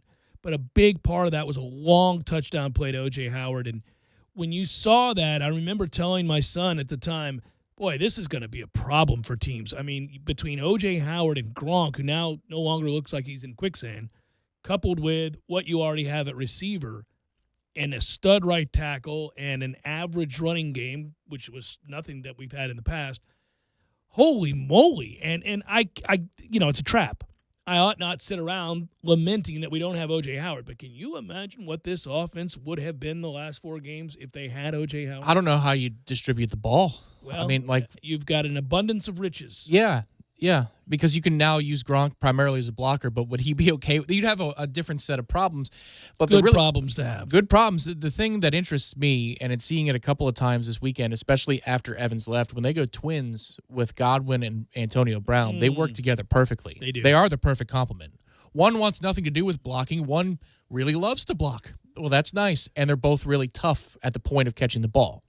Yeah, and I'll tell you something else. I'm shocked that Brown has blocked decently when asked lately. He has. He has. His really interest level, I mean, Godwin exudes. Oh, I'll do whatever. Godwin wants to hurt you. Antonio's like, okay. These other guys are trying hard, so I guess I should too. Well, he knows he has to. Yeah. He has gotten in line. He has fallen in line. It is. It's interesting. That's a problem for next year to talk about because Howard will be back, and it'll be fascinating to see, what. Well, does Gronk take a discount? And yeah, I would think he would because the cap's going to stay flat or go down. Yeah. No, it's and listen, this time of year to shake yourself out of that mindset. If you're a fan of any of these teams in the playoffs and you're lamenting having lost this player or that player, unless you lost your starting quarterback who was a Pro Bowl or something, you really got to let it go because there ain't no healthy team out there right now. Everybody's lost somebody at this point that was significant to their success coming into the season, just about everybody.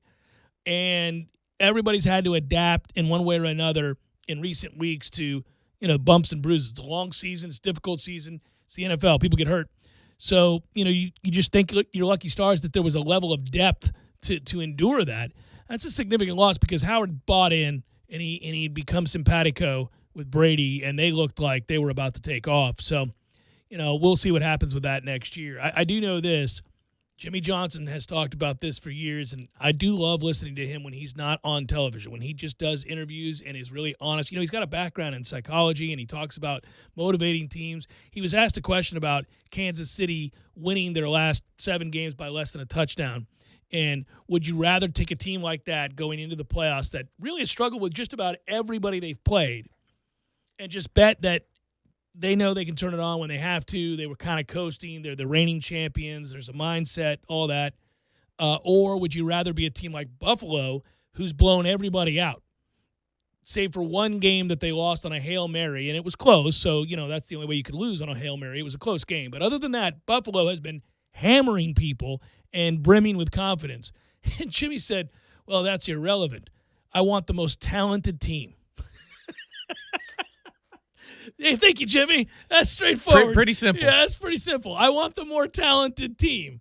I don't care what they've done lately or haven't. Give me the one with the better players. Hogwash is what he says. Yeah. It's all this stuff that these are nice paragraphs to write, guys. These are things you talk about. Hogwash. Right? Yeah. I'll take Mahomes. I'm going to take the team with the better players. That's what I'm going to do.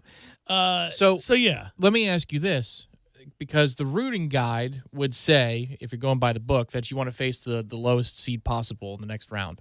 So that would mean you're rooting for the Rams to pull off an upset in Seattle, beat the Seahawks, and then put the Bucs in a position to travel to the Superdome to play the Saints for a third time this season, rather than go to Lambeau, facing Aaron Rodgers off a bye in the elements of Lambeau Field. Fans excluding fans. What would you rather have, though? I know what the book says. Who would you rather face? The road games against either the Saints or the Packers. That's what you're looking at. If it goes by the book, if the Bears score a massive upset, then this whole thing's in upheaval. But boy, wouldn't that be a special day. Sunday, January the 10th at around 8 p.m., we're getting ready to watch Browns-Steelers, basking in the glow of a Chicago Bears stunning upset over the New Orleans Saints. Yeah, I'd take that scenario. And I want my revenge on Chicago anyhow. So I would say that I would rather play – I know this sounds crazy. I'd rather play the Saints. I don't believe in Drew Brees. And here's the thing. I understand that's a bad matchup for us. They're getting Thomas back, too. Yeah, no, it's a bad matchup for us. It is. The Saints have proven that, by the way. And so we do have to bow down to our overlords until we do something about it. And I don't like saying that, but that's the reality. I mean, how many times we had to sit there and talk about a game against the Saints, and it always turns out the wrong way, and they got the Evans shut down. They've got everything they need. They got a pass rush. They really can't. They can run the ball on us. They're a problem. But I don't – if Todd Bowles pulls this BS where we play off on Saints receivers with Drew Brees looking like he has for the better part of 2 years, well, then they should fire his ass. I hope he leaves because that's crazy. That guy does not throw the ball down the field. Stop doing that. Make him beat you deep. Okay, so let me circle back to this game then. That is what Washington does. Are you going to camp out against the short pass in this game, or are you going to keep it in front of you because you don't really perceive the threat of anything else? You might as well just let them fail on a 3rd and 4 at some point. No, I'm going to make Alex Smith show me he can throw the ball down the field. I haven't seen him do it yet. I'm going to make him – listen, man, take it away. It's the one thing they want to do. They'll be content to throw underneath. They possess the football and keep our offense off the field, which is right now the most talented unit to go along with their defense. So that's the clash here that we all want to see. But if I'm Washington, I don't want to give Tom Brady excessive snaps. So I'm going to try to possess the football, and I'm going to play check down Charlie because that's what my quarterback can do, and that's really all he can do right now. And I'm going to shorten the game. And then in the fourth quarter of a tight football game, rely on my defense to get stops. Maybe we kick a game-winning field goal, get the hell out of here. That's their recipe for winning. I'm taking that away and saying, no, you show me. You show me. Now, if you show me, I'll adjust, but I don't think you can. I don't think you can beat me over the top. I don't think you can lift the lid. Yeah, McLaurin is not 100%. The person I worry about, and obviously this is also for the Scuttlebucks too, but is Logan Thomas. There's no Good tight doubt. end. He's played well. It's a miracle transformation from being an average quarterback in college to a really good tight end. And a spot starter for Arizona in the playoffs. Yeah. Remember that? Mm-hmm. When Kurt Warner was like, you should have called me. I would have played. That's still one of the great stories ever, man, that Kurt Warner was like, I would have played. And we both said at the time, he'd have kicked ass. He'd have got in there and been ready to go. We said call him. Yeah. And I've in subsequent years, I've said call Brett Favre. Yeah. Call just for a 1 week if you're screwed. And maybe something like that, not Brett's too old now, but maybe something like that rears its head with COVID. Like, what if a quarterback room gets hit at some point in this playoffs? Like, You're calling Brett Favre? He's been concussed. Brett's too old. I said he's too old now. But what if somebody like that? I mean, what if the sheriff gets a phone call? No, the sheriff Come couldn't on, throw it Sheriff. 5 yards down the field. We just need you to get us into the run fits we need. Oh, my God. We need the run check, Sheriff. No. Speaking of run fits. Speaking of run fits, boy, oh boy, is it glaringly obvious the kind of special player Devin White is, and when he's in and when he's not. Listen, Minter, that's you're a nice backup for a reason. I mean, goodness gracious. But even with him in the game and David, and they're wonderfully together, especially at the line of scrimmage or behind the line of scrimmage, they both couldn't cover tight ends even at their best. So that is where this defense is going to yield, I think. Yeah, no, they don't cover tight ends well. They don't cover well, period. But golly, how many times in that game last week where you've seen plays get strewn out wide and you're like, where is it? I'm so used to that's what happens when it's diagnosed by those two. Mm-hmm. That's your ass. No, it's like Telvin and Joyner up here. Oh, man. What a 1-2 punch those two were. Well, the speed of it would take your breath away. There were times, yes, that's a great example, Tom. There were times when we watched LaMarcus Joyner and Telvin Smith. You watch what you thought was an opening, and you'd see, an offensive player start to attack that opening, and then all of a sudden, like a blur, came a gold helmet, and you'd go, what in the world? I mean, yeah. You're rooting for the ball to get there so the receiver doesn't die. Yeah. Like internally, like, oh, that ball better get. Oh. Well, that kid for Duke. Well, they're going to a TV timeout. Anybody need anything? Anybody need anything? I'll be back. That's a problem. Remember that kid for Duke that got decapitated? Yes, I remember. I yelled something like he killed him. Well, but somebody almost got thrown out of the press box for that, and it wasn't you. No. Who did? Yeah, I can't remember. Are they still around? Oh, they're still on the beat. They've moved some affiliations a couple of times over the last. All right. I don't remember that. I don't remember who it was. I just remember that person. But I think KJ got mad at you because you're like, he's dead. He killed him, and KJ like looks over like, what are you doing? Well, I said it simultaneous to the hit. I didn't. Oh no, it was an honest reaction. Yeah, it was. I just went in the press box, but he's dead. That's why we were on the roof. That's all in those days. I like going to the roof. Jeff Cameron Show 97.9 ESPN Radio.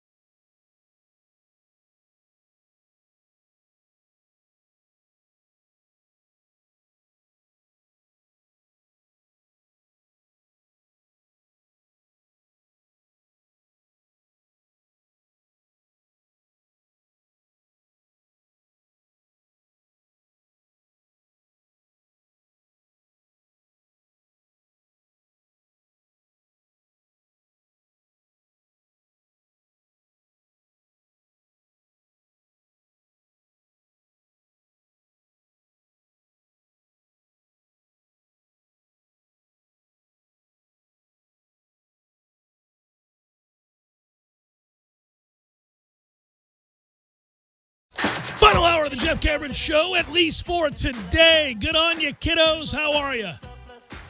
Good to be with you. I'm Jeff. That's Tom. We're online, ESPNTallahassee.com. That's where you're going to listen live, either streaming free always. Don't miss anything, but if you do go back, get caught up at your leisure. We'll post all 3 hours. Apple Podcasts will also post it to our website, ESPNTallahassee.com. On Twitter, it's at J Cameron Show. Hello, YouTubers. Got a little chilly, Tom. I got a little chilly. I had to throw on a sweatshirt from earlier in the show. I didn't have the sweatshirt on. I do now because A, it's a kick-ass sweatshirt. B, I'm old. It's just what happens these days. This winter has proven to me something that I was in denial of a year ago. A year ago, I went, what's going on here? You're getting a little cold quite easily. Now I thought, I don't know, maybe I'm under the weather or something. I was just constantly pushing it away. Now I realize if it gets under 40, I'm kind of like, ooh, a little nippy. I just find myself this needing winter, a little bit more.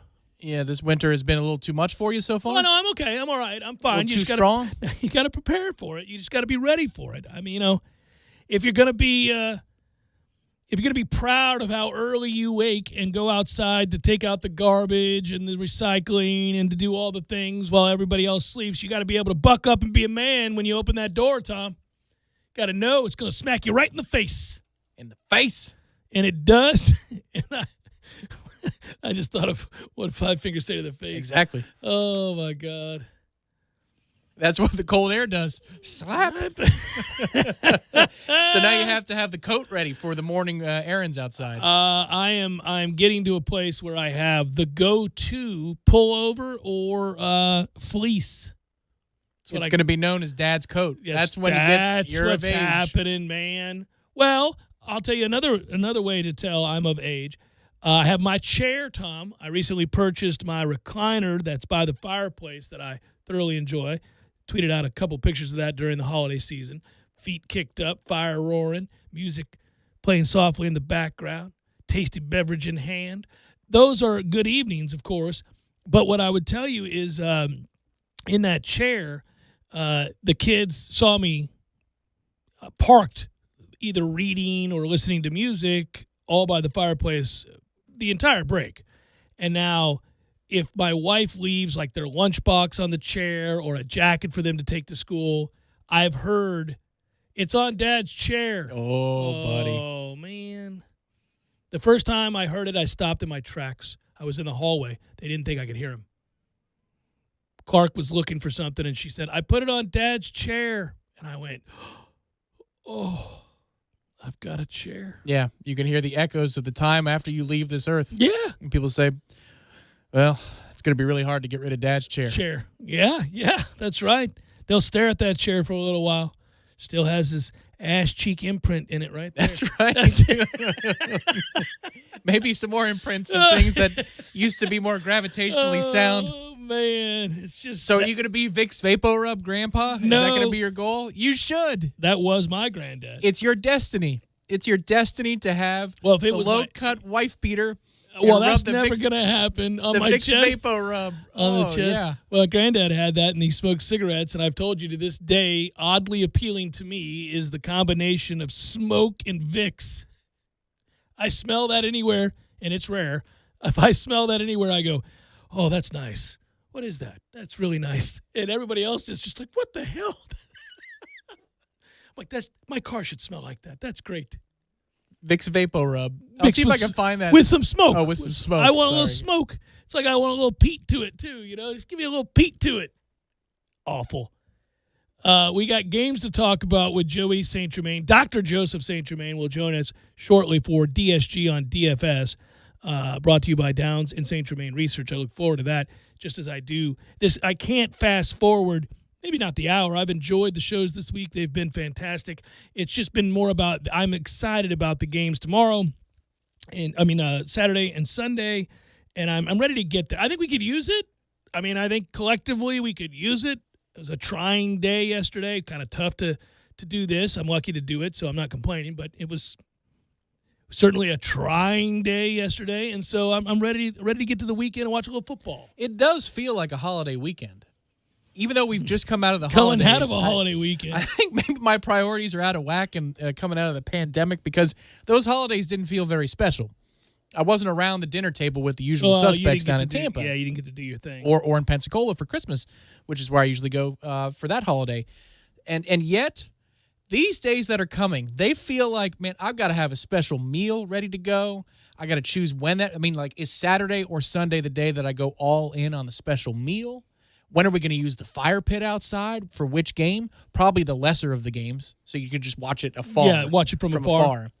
Yeah, but I got to make some plans. I think this needs to be neatly organized over these 2 days. Do you care which day is going to have a little bit more festive feel to it to you? I want Saturday to be the festive day because Okay. the Bucks cap off the evening. But it could be that, that's not as festive because you're locked in for the Bucks. Oh, So- I can make it festive. Okay. Yeah, I can make it festive. I'll find a way. I read an article today. Dan Graziano gets the credit, ESPN.com, NFL writer, and I think I'm behind. He wrote this. It's dated from a few days ago, but I just read it today, and I wanted to bring this up to you. Are we in agreement that I know we talked about it yesterday, but I think we're in agreement that Aaron Rodgers is the MVP. I know you'd like to make a case for our guy at running back, but it's Aaron Rodgers. It should be, forgive me, I don't mean this in the way that for double meaning, but it should be contested because it shouldn't always just be so simple that it's the quarterback. It's your I don't argument think you about the Heisman Trophy. Well, you know? but the Heisman's not clearly defined. They don't do a good job of telling you what the parameters are. This is a little bit different. Should be Tristan Wirfs. Offensive MVP, offensive player of the offensive, year. Offensive player of the year can be Derrick Henry. Well, they have it for each conference too, so Yeah. you'd be away from Rodgers. And that. Yeah, you could do that there. So anyhow, Aaron Rodgers. Let's get to this because he's playing at a godlike level. Every statistical measure you're looking at says, "Oh yeah, there's still a lot there." And we were wondering about that a year and a half ago. Like, what the hell is going on with Aaron Rodgers? Yeah, Aaron Rodgers is still freakishly good. But the point of the article wasn't to tell you Aaron Rodgers is good because that would be pointless. Instead, it was to tell you that, yeah, he's really good and he is the likely 2020 MVP and he's having one of his greatest seasons of all time. But the thought, because he had to do it for so long with so little, like he made everybody else better for all those years, including his sorry-ass head coach, it's carried over to this year, which is simply stupid because the article points out that the Packers have built an incredible infrastructure around him. Devontae Adams is, frankly, the best wide receiver in the league this year. He is freakishly good, and those numbers are staggering. Aaron Jones is one of the most reliable running backs in all of football. Did you know their offensive line ranks first in pass block win rate and run block win rate? They're number one in in both categories. Which is why I think it devalues Aaron Rodgers' case a little bit. Well, David Bakhtiari is out for the year now. He got hurt down the stretch. So that's going to hurt them in both cases. But I think having Aaron Jones obviously only fortifies the argument. But if you wanted to end the debate, you could just say, hey, how about Week 16 when the Packers beat Tennessee 40-14? And they held Derrick Henry down to 98 nothing yards. for him. Under 100 yards under 100 rushing yards. for your MVP, pal. That's how that listen went. to his last four games: 26 for 215, 24 for $147, 23 for 98, and 34 for 250. I mean, geez. Played a real team, got shut down.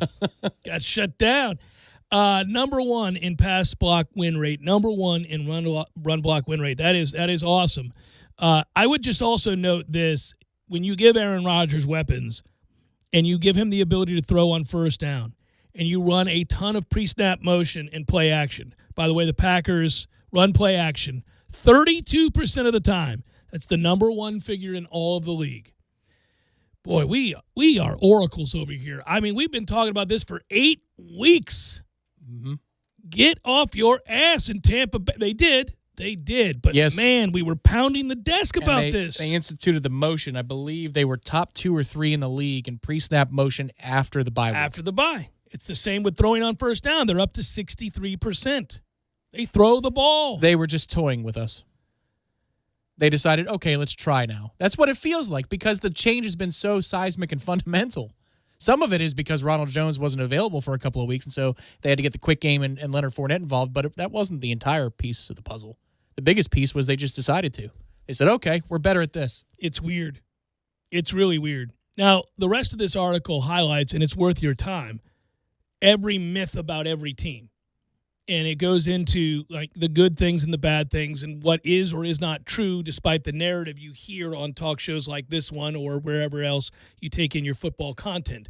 We are all guilty of certain biases that we garner over the course of watching games over the course of the year. Sometimes we're blind to certain stats that say otherwise.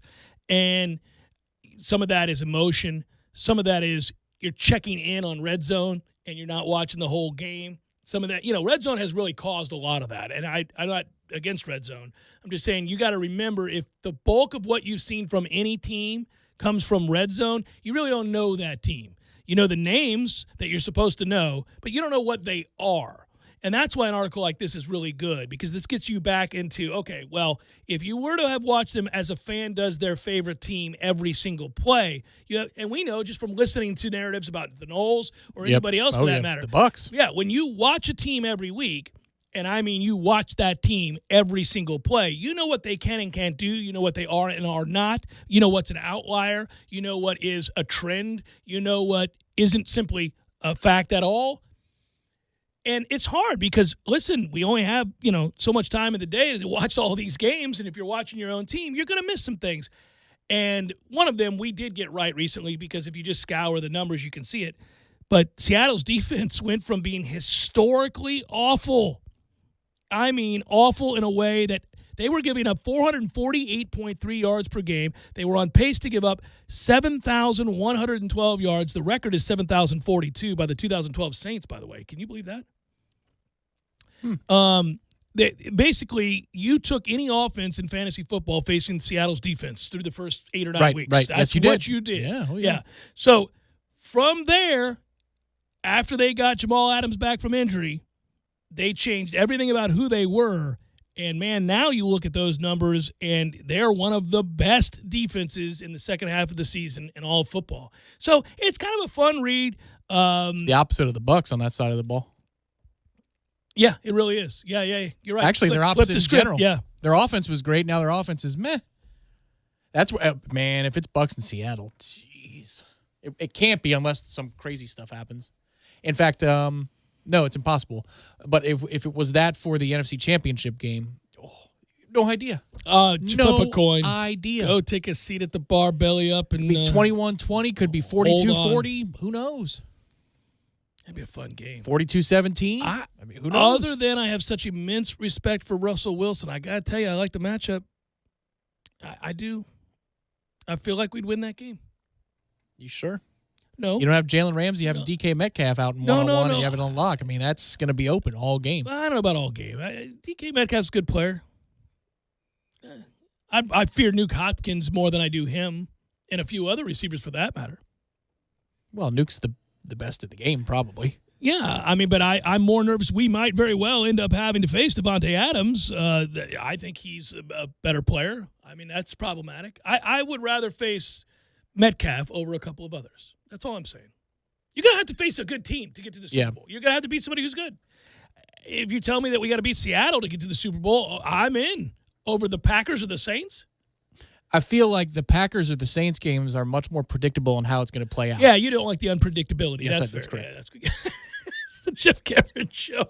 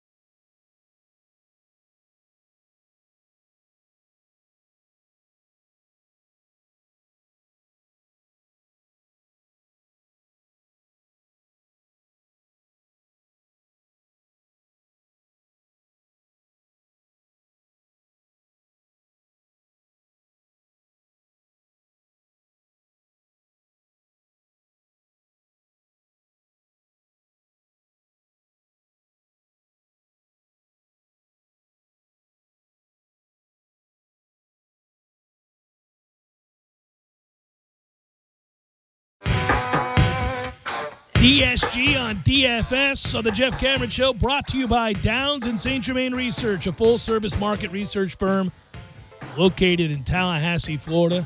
Since 1981, Downs and St. Germain Research conducting surveys and focus groups for local, state, and national organizations. As we've said all year long, this has been great. Researching to win your fantasy weekend is a lot of fun, but researching to strengthen your organization, that is, in fact, a winning strategy. Go check them out online at dsg-research.com. That's dsg-research.com. You won't be sorry. Dr. Joseph St. Germain joins us now. How to utilize late swaps can help your DFS tournament teams this weekend. Go. The floor is yours. All right. Yeah. You've already mentioned earlier this week, we really do have, due to the playoff schedule, we really kind of have a park your ass Saturday and a park your ass Sunday. You're damn right. And this is one of the situations where late swap can help you, because it's one of the biggest advantages you can use in a tournament. Because a lot of these big tournaments, there'll be a Saturday slate and a Sunday slate, but this would be applicable to the slates that go through both of these. But late swap allows you to change your lineups after, once a game starts, players lock. Afterwards, you can change your lineup. And most people don't do it. They just set it and forget it and away you go. But I mean, ultimately, conceptually, is you set your lineups knowing nothing. However, after the first set of games, I have more information. And therefore, the situation where you could win or cash or whatever, that might have changed. So what you're by utilizing the late swap and potentially changing your lineups at, like, say, 3 o'clock or 6 o'clock, after some of these games have happened, it just allows you have more information so you can make better decisions. So, like, for example, if Josh Allen is really high owned and he has a great day and you don't own him, you can make some changes to who was on your lineup now, because you have this more information to make better decisions. So ultimately, it's just a chance to basically revise your lineup now that you have more information. And it's going to be a lot easier to do when you're having a park your ass Saturday and you're just watching all these games anyway. You can check into your lineups and kind of make some changes that way that may be beneficial to you. So I got to ask you, because, and this is not meant to rub salt in the wounds, but because your team is not in the playoffs, Joey, who are you rooting for? My guess is you're going to be a big fan of the Baltimore Ravens, because our audience should know, and if they were paying attention recently to you on this show, this segment, they'll know that you got the Ravens as a futures to win the Super Bowl when they were kind of scuffling at 35-1. That is now down to 12-1. So are you a Ravens fan as we enter the postseason, sir? I guess I am. They have purple as one of the main colors. I have a lot of purple, so that should be an easy transition. But yeah, I am, just because I like potato chips. So yeah. I'll be rooting for the Ravens and who's ever playing the Packers. Fair enough. So if you're doing Super Bowl futures, talk to me about a strategy here. Yeah, you just mentioned the Ravens are 12-1 on futures. And, if you look at the futures market, people like them. It's a fun bet. And, I did it weeks ago in this, because futures can be fun and they can help you get some potato chips. But once you get to the tournament, so you can apply this to your playoffs, the NCAA basketball tournament, when we get to that, you actually end up making more potato chips if you just continually bet that team on the money line for each game, as opposed to hitting the futures. It's just, I won't bore everyone with the math of it, but you end up having, like, for that Ravens future, that 12-1, if you hit the money line, it would probably end up paying somewhere maybe like 24-1 or something like that. So if that's what you're going to do, just keep doing it. Take everything that you win and keep doing the money line over and over. It's kind of like a compound interest thing. You're better off doing that than actually taking the future. I freaking love that. I'm going to incorporate that. That's well done.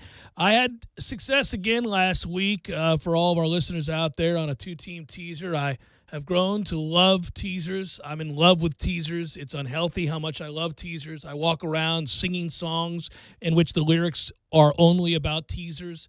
But you've got one for this weekend, or potentially. Talk to me about your 2 teams.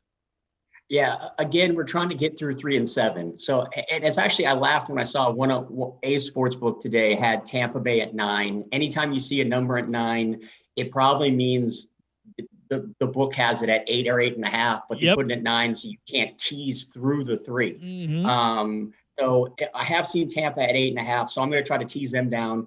I like their chances to win. I don't love their chances to cover because it feels like an under game. And then secondly, I do like the Bills, and we can get them down to 1 or 0 depending on the book. Again, that's not a perfect tease because we're not getting through both of those key numbers. But still, it takes you from they have to win by a significant number to just they have to win the game. And so I guess another piece, if you're into that, Steelers should be in a similar situation depending on where the number is. So, and another thing I wanted to mention on teasers, the lower the total, the more the points matter. Just because you're getting the same number of points, but 6 points matters in a game with a total of 44 as opposed to a total of 55. Yeah. And I'm mentioning that just because I've looked around.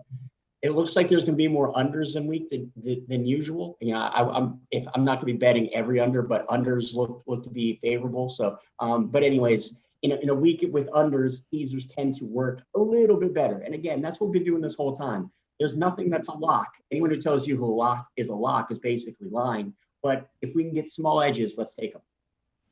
I love it, man. I love this segment. I love doing this with you, Joey. We'll talk again soon, sir. Thanks for the information, for the insight, for an intelligent look at trying to win in DFS and win with teasers in the NFL and futures and all that good stuff. Been real, brother. I'll talk to you real soon. Hey, I've really enjoyed it, and good luck out there this weekend. Thank you. Take care, man. That is Dr. Joseph St. Germain of Downs and St. Germain Research, and they do an incredible job. And I mentioned it at the start of that segment every time, but just a reminder, if you want to learn more about what they do for your organization, and again, they do this for local as well as national organizations. They do this research to strengthen these organizations. You can find them online at dsg-research.com, dsg-research.com. Jeff Cameron Show, 97.9 ESPN Radio.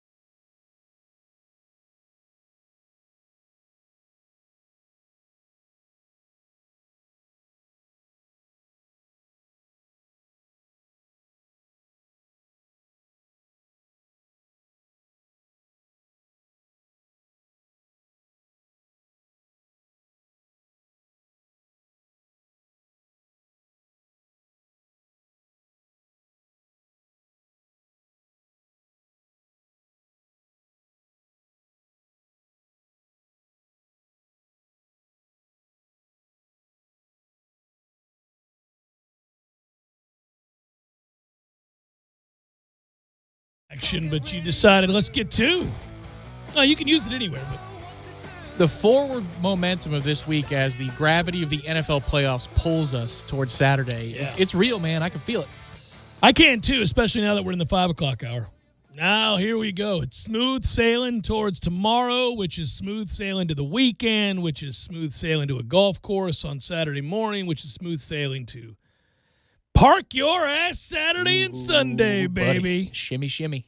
In the interim, read an article today, Mike Florio, Pro Football Talk, the Texans suggesting that they'll listen to quarterback Deshaun Watson when hiring a coach. But what if they ultimately don't hire the person he'd like to be coached by? Why do I bring that up? ... Rumors already circulating that perhaps the Texans would be listening to trade possibilities if he requests one. Now, that's asinine and makes them even dumber than they've looked each of the last several years.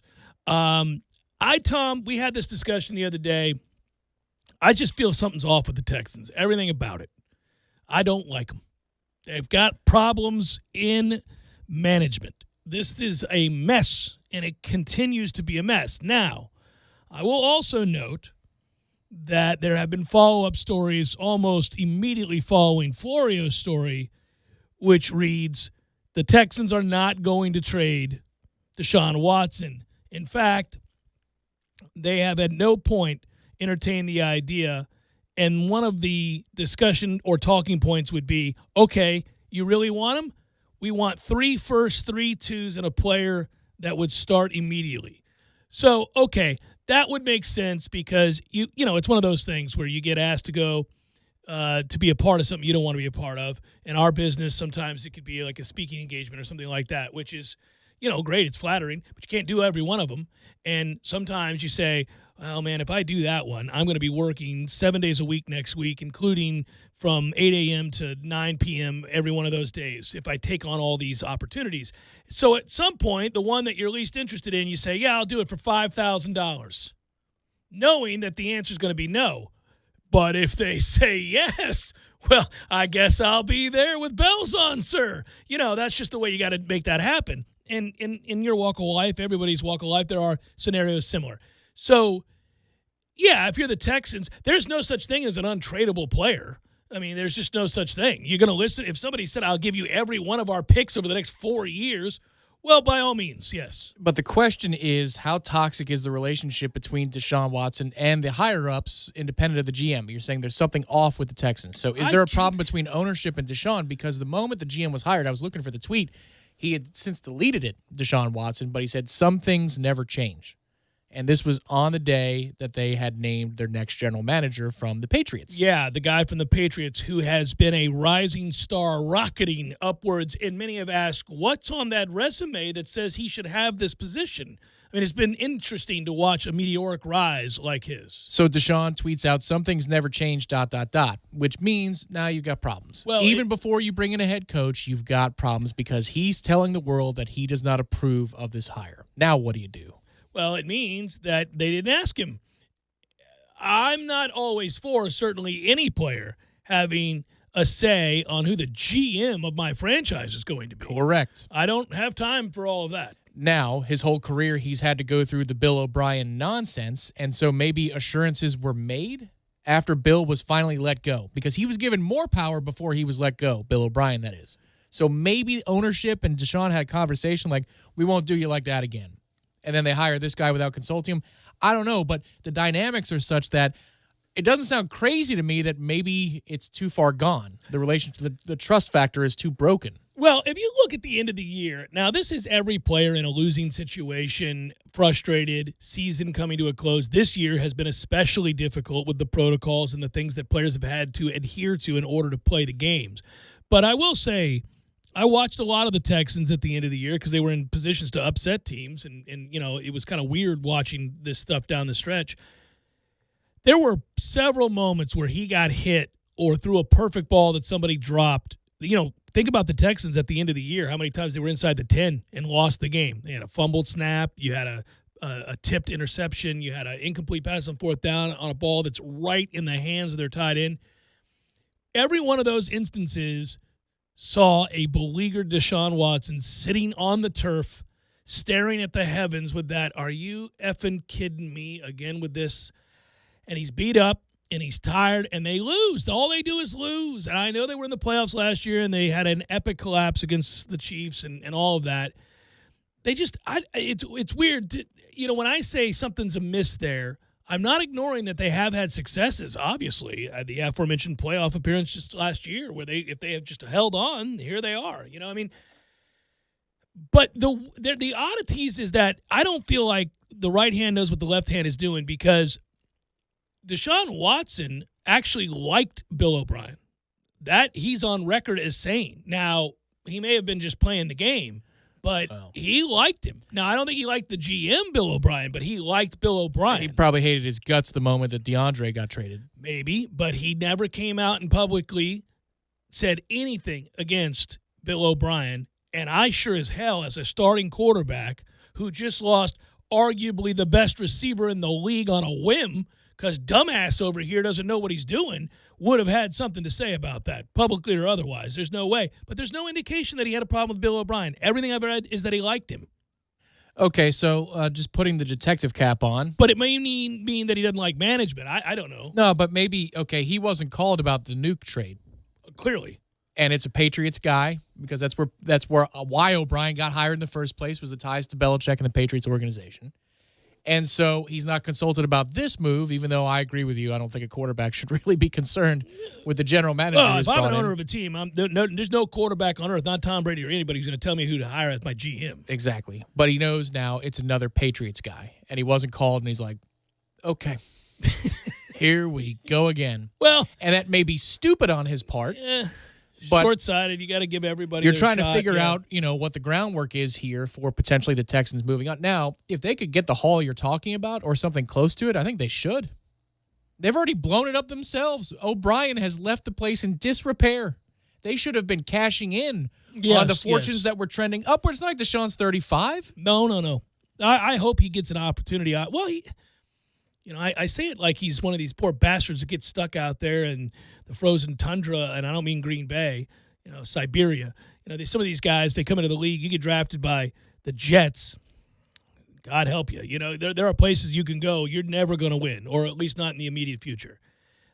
Deshaun's been at a place that's won. They've been to the playoffs, and he's had some successes. It just doesn't feel like it's going in the right direction, and I don't know how close they are. Their defense was terrible this year. I think part of the frustration, too, is he played out of his mind this season.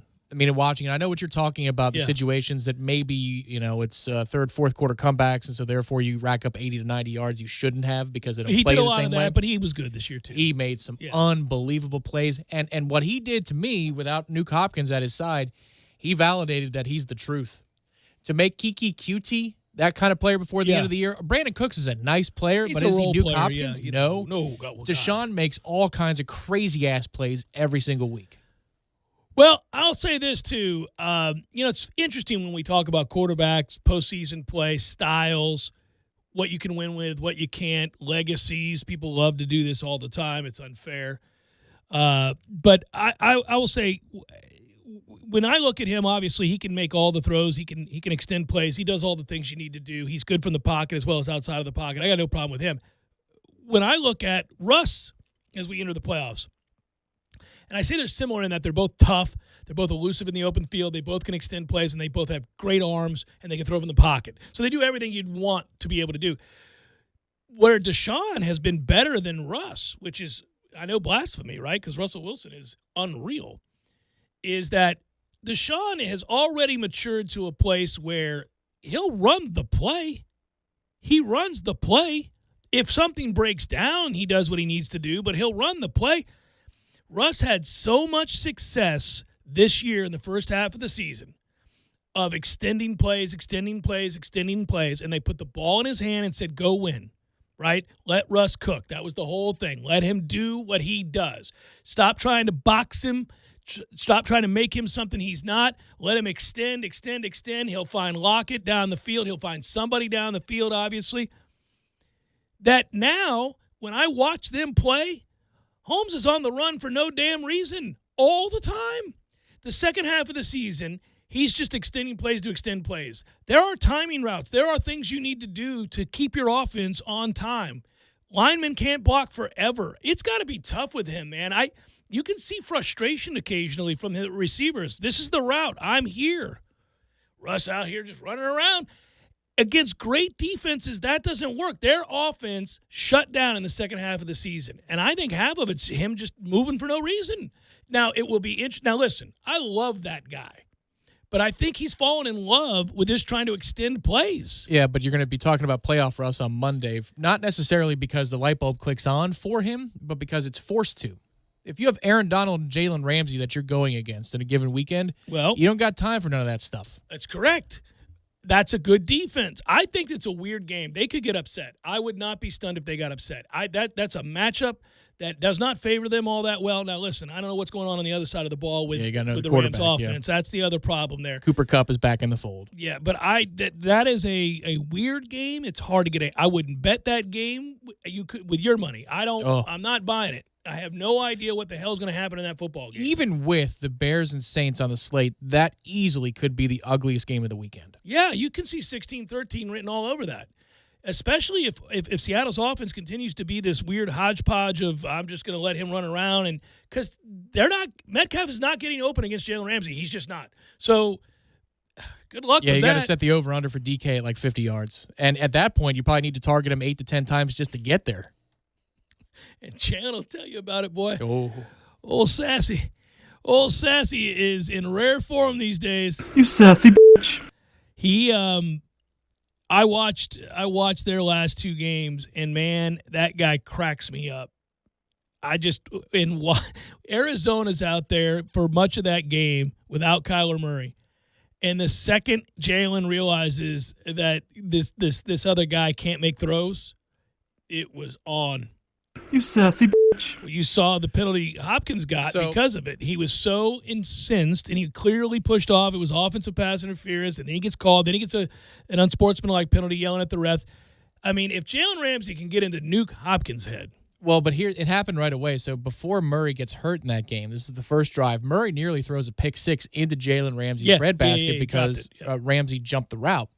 And after the play, they didn't talk about this in the analysis, and I don't know how they missed it. I guess they're already looking at the telestrator for just the play itself. But Hopkins, after the play, this is where I go, ooh, whoa, wait a minute. Yeah, he's already testing. Hopkins, all right, he extends from Ramsey. That's not the thing. He looks at Kyler, sticks his giant hand out, and goes, calm down, as he walks back to the huddle. He looks back at Kyler Murray. Yeah, he's like mad at him. First, second play of the game. Yeah. And he goes, calm down. Don't throw to me in that situation. I'm not open. What are you showing him up for the first drive of the game? Well, that tells me all about what Kyler looks like in practice. That's an insightful moment that Hopkins is that frustrated already before the game begins to say, dude, chill. And that's before he got hurt, of course. Yeah, and then he came back in. That was just a mess of a game. Everything about it was just stinky. Not fun to watch. Nothing about it. But what was fun to watch was Jalen Ramsey talking to Nuke Hopkins. And I like Nuke a lot, but man, God, that would be so chiding. And there's nothing you can do about it because he is. Sassy bitch. I mean, that's the worst. He is good, and you know it. We've all seen guys in sports, all sports have had these villains that the one thing you can't deny them, despite all the other stuff that you just loathe about them, is that they're really good. And so that makes it all the worse, is that guy is going to sit there and tell you all the things he's about to do and then do them. It's a wonder he didn't get punched in the neck more often. I mean, it's just, what are you going to do? It's admirable in a way. He loves being the heel. I feel like I should go back and find the Jimbo audio. Jalen, big time you now. Oh. I forgot about that. Yep. Yeah. Jalen was big time in his own coach his freshman year. Yep. Mm-hmm. His freshman year. Got thrown out of practice. Oh, Jalen, big time you now. Thanks, Jimbo. Yeah. Well, it's bizarre because Jalen had been there an hour. And Jimbo had already assessed the situation. He hit Los, right? Didn't he hit Carlos? No, he killed. Oh, yes, it was. Yeah.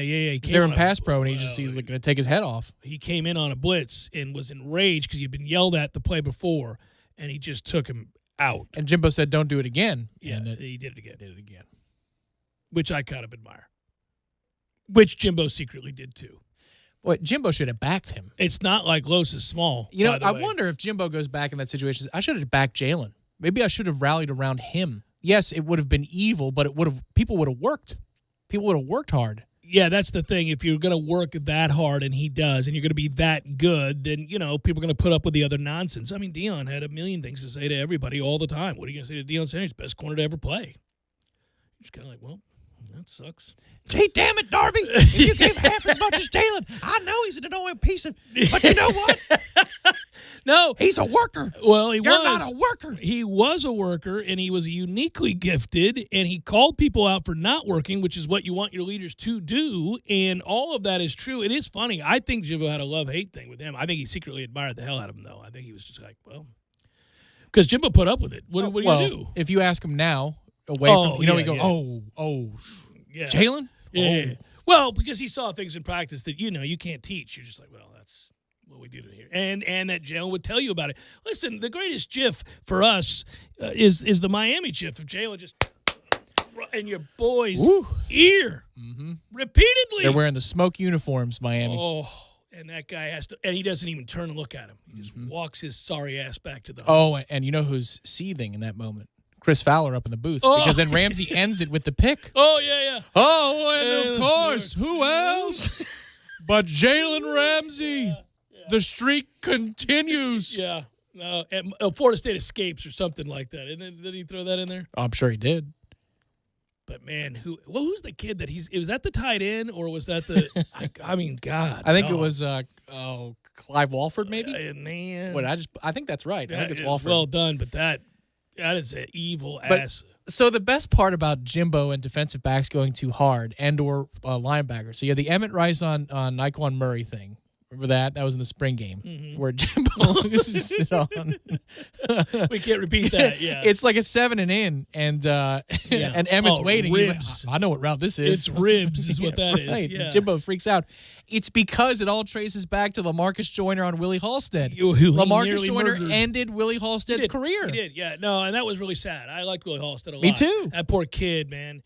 It just. God. We had Willie Halstead and Rodney Smith. I mean, for a program in that position, that's actually quite loaded. The Halstead situation was ugly. Willie was a tough player. Yeah, and he got murdered in practice. We never saw it, LaMarcus, well, Jimbo told me about it. Yeah, the legends are. It was awful. But the problem is, I guarantee you, well, I shouldn't say this. I don't know.